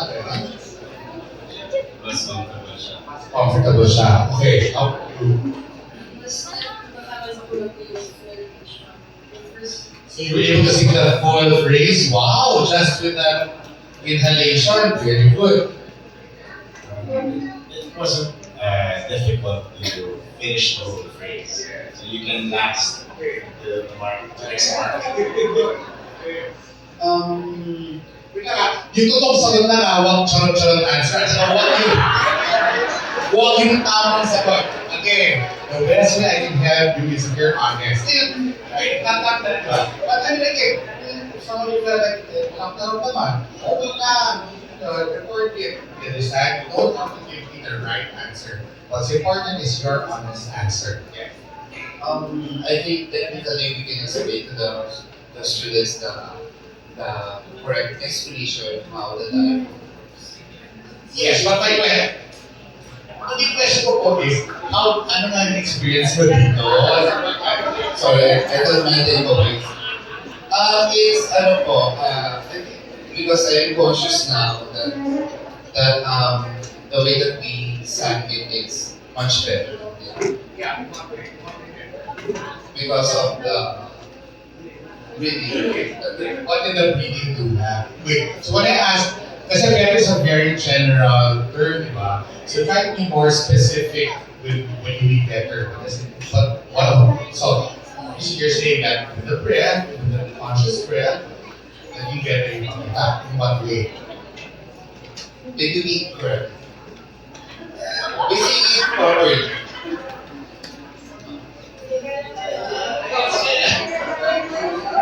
What is it?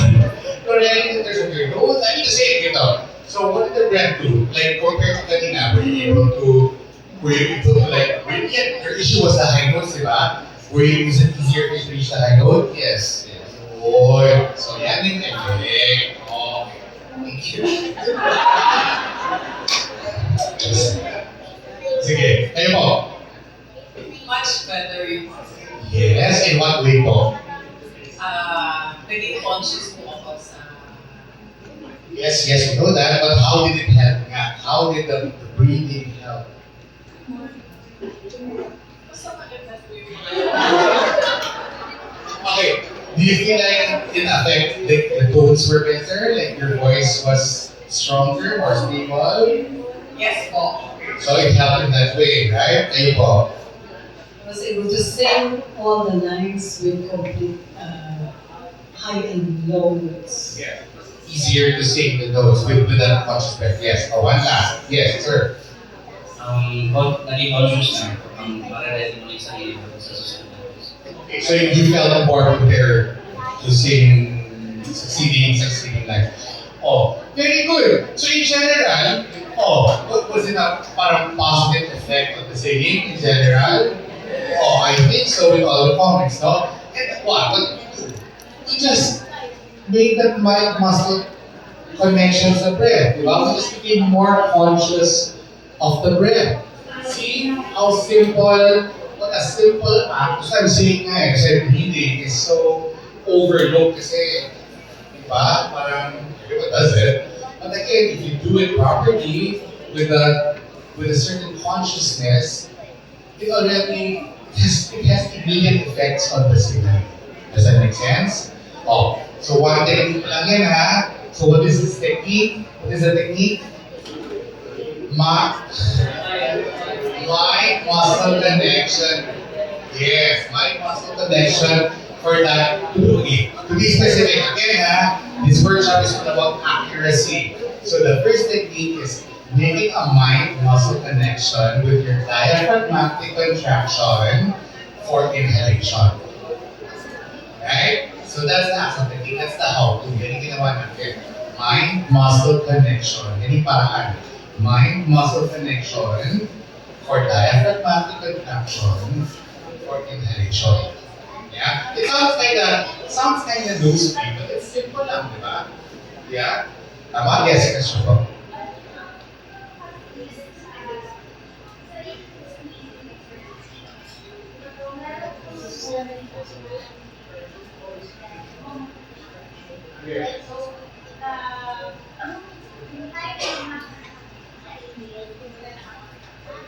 Okay, good question. We're going to actually get there. For now, all I just wanted to do was when you inhale, do that, do that mind muscle contraction. What you're talking about, that's actually the next. That's the next. That's the next. Okay? But good segue. Okay, so clear now about the first technique, right? Oh, the inhalation again, okay, now, the second technique naman, it's very related. It's actually what she was mentioning. Princess, it's actually what Princess was mentioning. Now, this time, so we know how to breathe na, di ba? Inhale. Mind muscle connection with the diaphragm for inhalation. Okay, so, next technique. So, huminga na tayo, di ba? Now, the next technique is, habang kumakanta, keep the diaphragm contracting. Okay? I will explain the physiology later. I'll explain kung bakit. But ito yung execution. So again, take a breath, di ba? Muscle connection with the diaphragm. Nag-expand, di ba? Nag-expand yung sa front, yung sa side. Ngayon, habang kumakanta, keep the diaphragm contracting. Okay. So I will work on again to demonstrate. So for example, we're gonna sing these songs. Ma.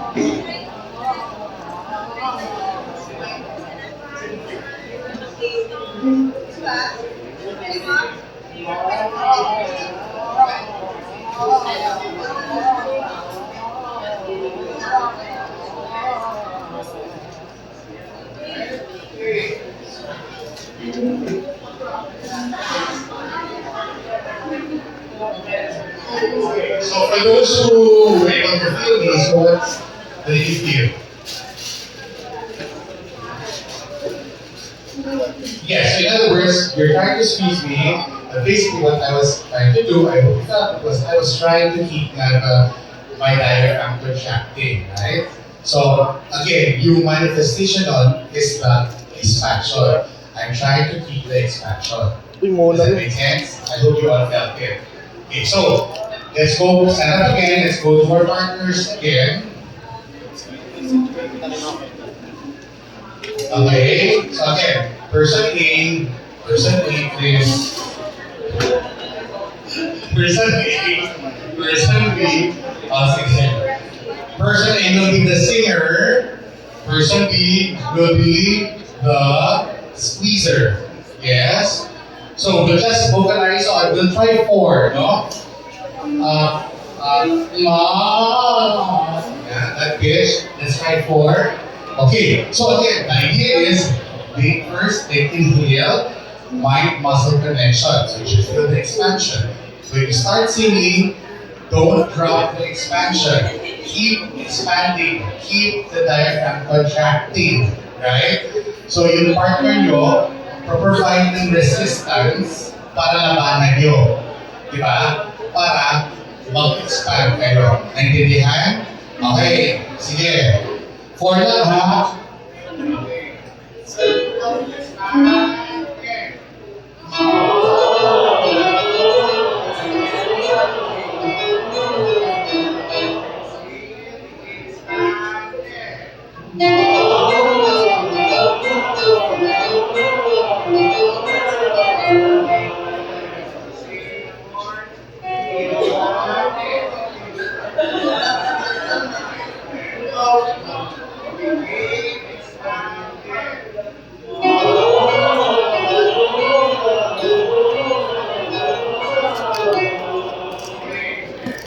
So again, report, person B. Oh, what's your partner? Sinong, okay, person B lang ah, raise of hands, person B. Sinong partner ang malakas talagang nag-expand talaga? Wala. Malakas, meron? Okay, so 3. Oh, sino yung para sabihin natin, okay na, 50-50, not the strongest, pero hindi naman mahina. Meron ba? Okay. Oh, sino naman yung, sige na nga, may konti, niya. Wala? Okay, oh, sino yung wala? Hindi talagang nag-low effort. Sana wala naman. Okay, wala naman. Oh, sabi nyo okay, good. Oh, change role. Okay. Person A will be the squeezer. Again, no, try to apply on the front, on the epicastrum, and on the side. Okay, so Mr. Fish, okay, inhale.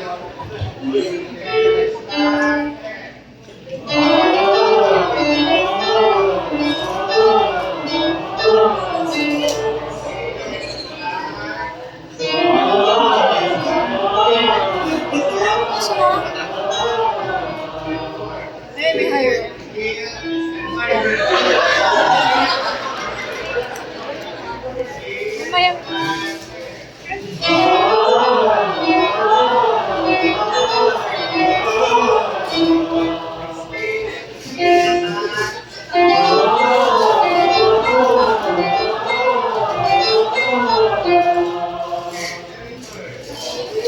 Sino?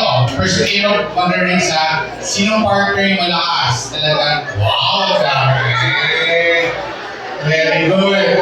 Oh, sino yung, okay, 50%, kailan na nga, pasado.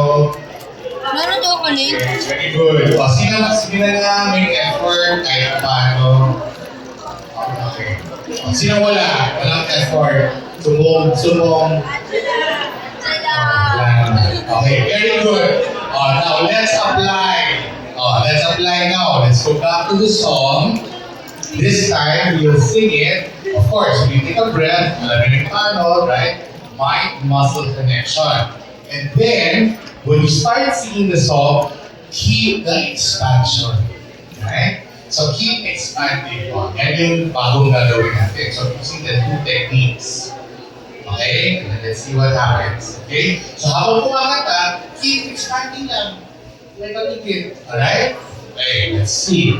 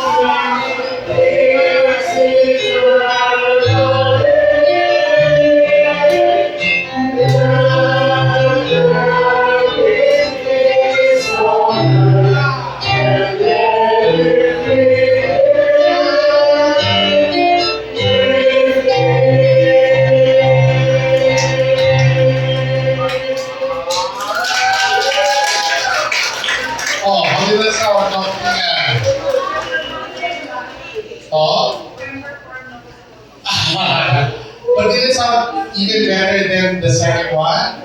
I found it was better. What did you think? Better, di ba?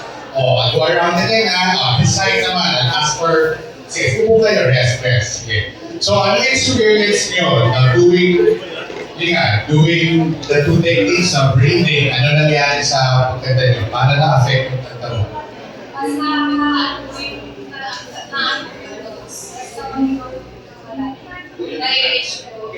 You were able to reach the notes better. Yes, very good. How about you? Mas naging better po yung sinanda po sa mga program. Ano po yung ibig sabihin ng better? Mas nag-improve lalo po sa mga program. You were able to prolong the line. You were able to sing the lines better. Very good. How about you? We can now sing beautifully with proper inhalation. Yes, before the parang summarization, what I want to is your particular experience. Ano nangyari sa'yo? How did it affect your singing? Ayun po, mas naging maganda and yun. Ano ibig mo sabihin na maganda? So, again, not that this is something. So, maganda kasi is very general. But in what way? You feel like, so if you say maganda, you're about your tones. So you feel like your tones, became more stable? Mas more stable and mas nahihit yung notes ng... You were able to hit I suppose the higher notes? Yes, well, mas nahihit ng mas tama yung notes na mas... So you say tama, you say mas secure. Mas secure naman notes. So yung phrasing mas na meeting na tama. Yes, mas na po yung phrasing. Very good. Sir. May mga nararamdaman ko sa ulo, sa tiyan. Kasi That's right, and that's good. That's an indicator na you're using the technique. But how did it affect your singing? Yun, mas stable na yung kasi tama na yung Stable in notes. Alright, very good. How about you? Sa akin po silang muna. Kung saan sa nakuli, hindi ko alam. Kasi parang nahirapan ako. Okay, so wait, when you say kung saan ka humula kasi hindi mo tuloy yung phrase, kaya kung saan ka humula. Tapos with this breathing, Mas naging conscious ako kasi napapagandang yeah, so mean to say ano yung effect nun? Basta, yeah, so mean to say with that, being conscious of your that diaphragmatic contraction, you're able now to sing the whole phrase. Okay, very good. How about you? Kanina sa mic.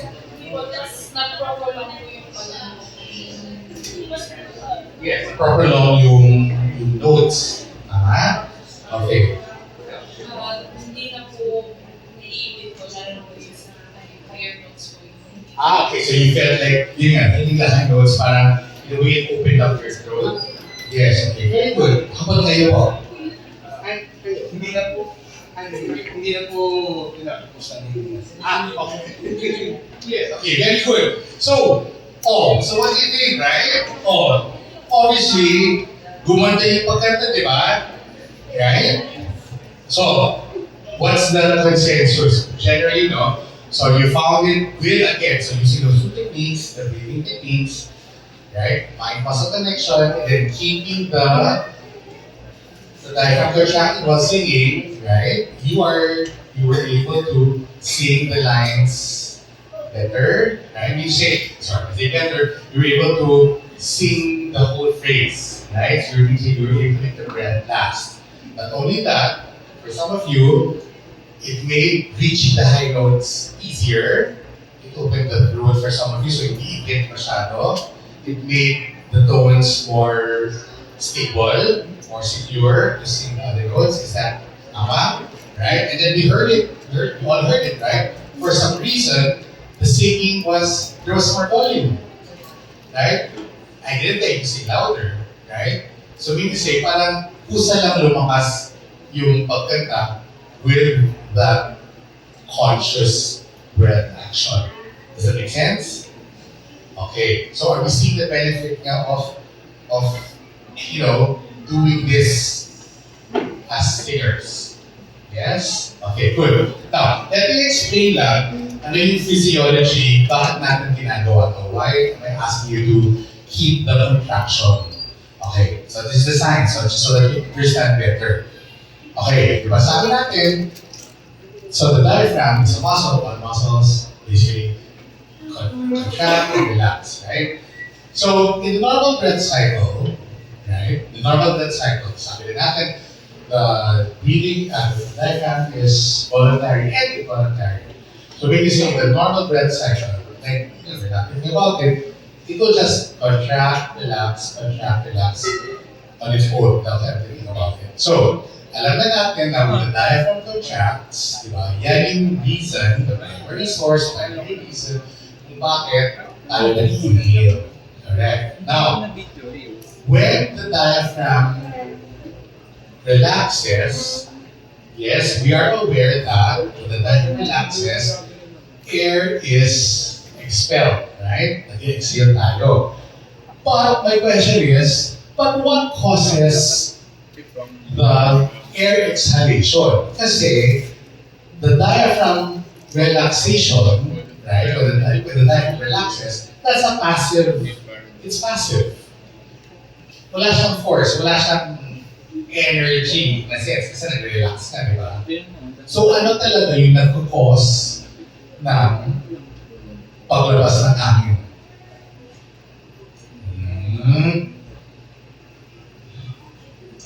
Okay, I thought we were doing Albertan lunch. So mag-break din tayo. Kala ko working lunch, hindi na.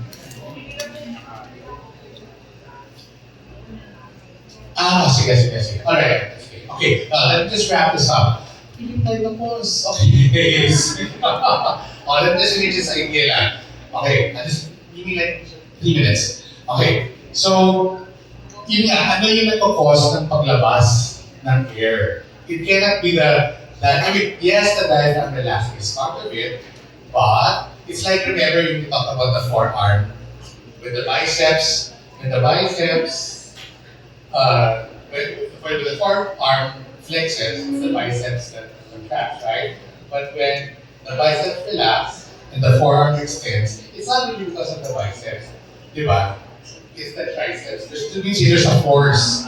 There's a force that's still causing the action. So the in exhalation, there is no other force that's causing the action. What is it? Go back to your grade school science. It has to do with the lungs. Yes, it has to do with the property of the lungs, quality of the lungs. Ay, nako. Grade school, alam mo sa what? It has to do with some, remember grade school, kasi I remember this in grade school parang di ba matter and materials, may mga different qualities of materials. What are, diba, like viscosity, malleability, something one of those. Oh. So what causes the air to be released? Hi guys, nako, grade school. Dito tayo grade school lahat. Okay, another clue. Like a balloon, rubber balloon. That's a big clue. Rubber balloon. When you blow a balloon, di ba? Lulog siya. Okay? But then when you...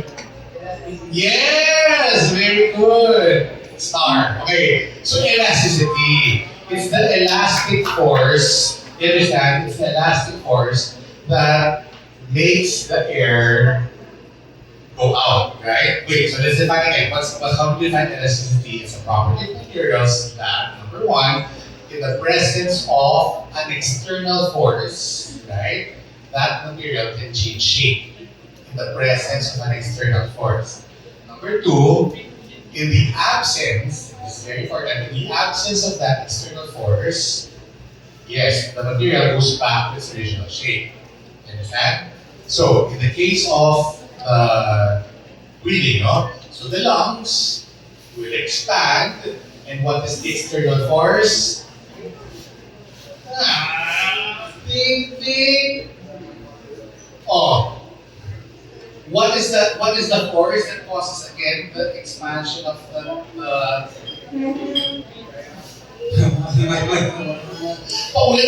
paulit na. What? Yes, so the diaphragmatic contraction, that is the external force. You understand?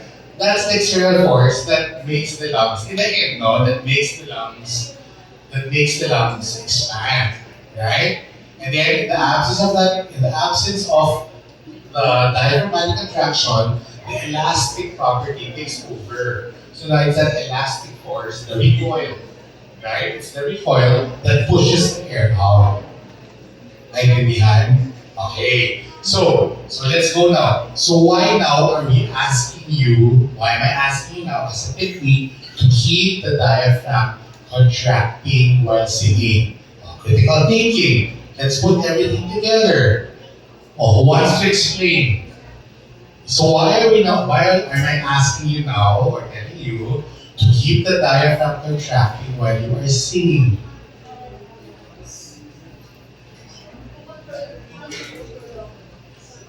Yes, but in terms of the explanation, talk about that's the effect, yes. But what's the explanation? The science. This is what I want you to understand because you're the teacher, you're the, di ba? Kayo dapat mag-explain to sa mga students nyo. Okay, you're the right track. So, di ba, sabi nga natin, elasticity, di ba, depends on, to change the shape, you need an external force. Right? So, in the case of breathing, kaya nga nag-expand yung lungs kasi nga the external force was the diaphragm. Right? So, without that external force, the elastic force will take over and it will push the air out. So now, what is the use of keeping the diaphragm contracted? Based on our explanation. Yes, related to the explanation. So in other words, keeping the diaphragm contracted is maintaining the external force.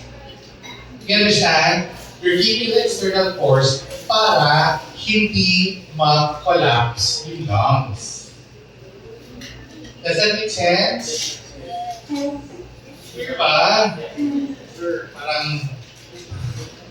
Parang nose bleed? Claro.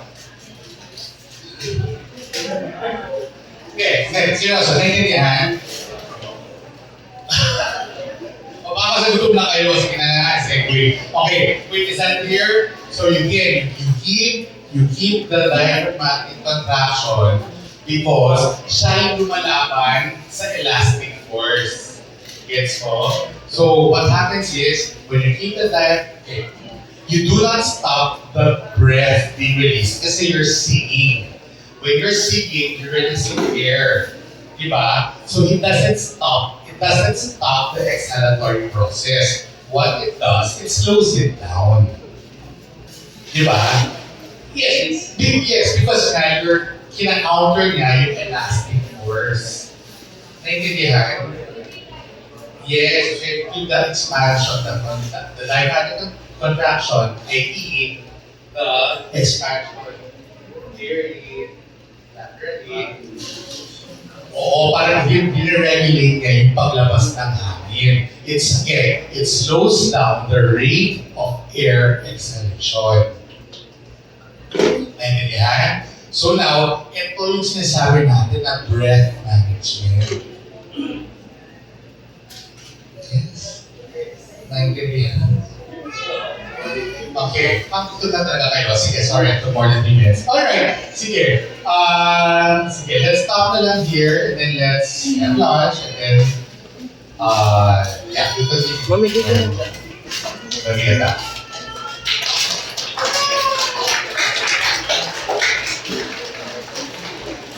Alright, maraming salamat po, Dr. Diaz. We believe that today's morning session will provide us valuable learnings, new perspective, and practical insight that we can apply in our respective tools and responsibilities.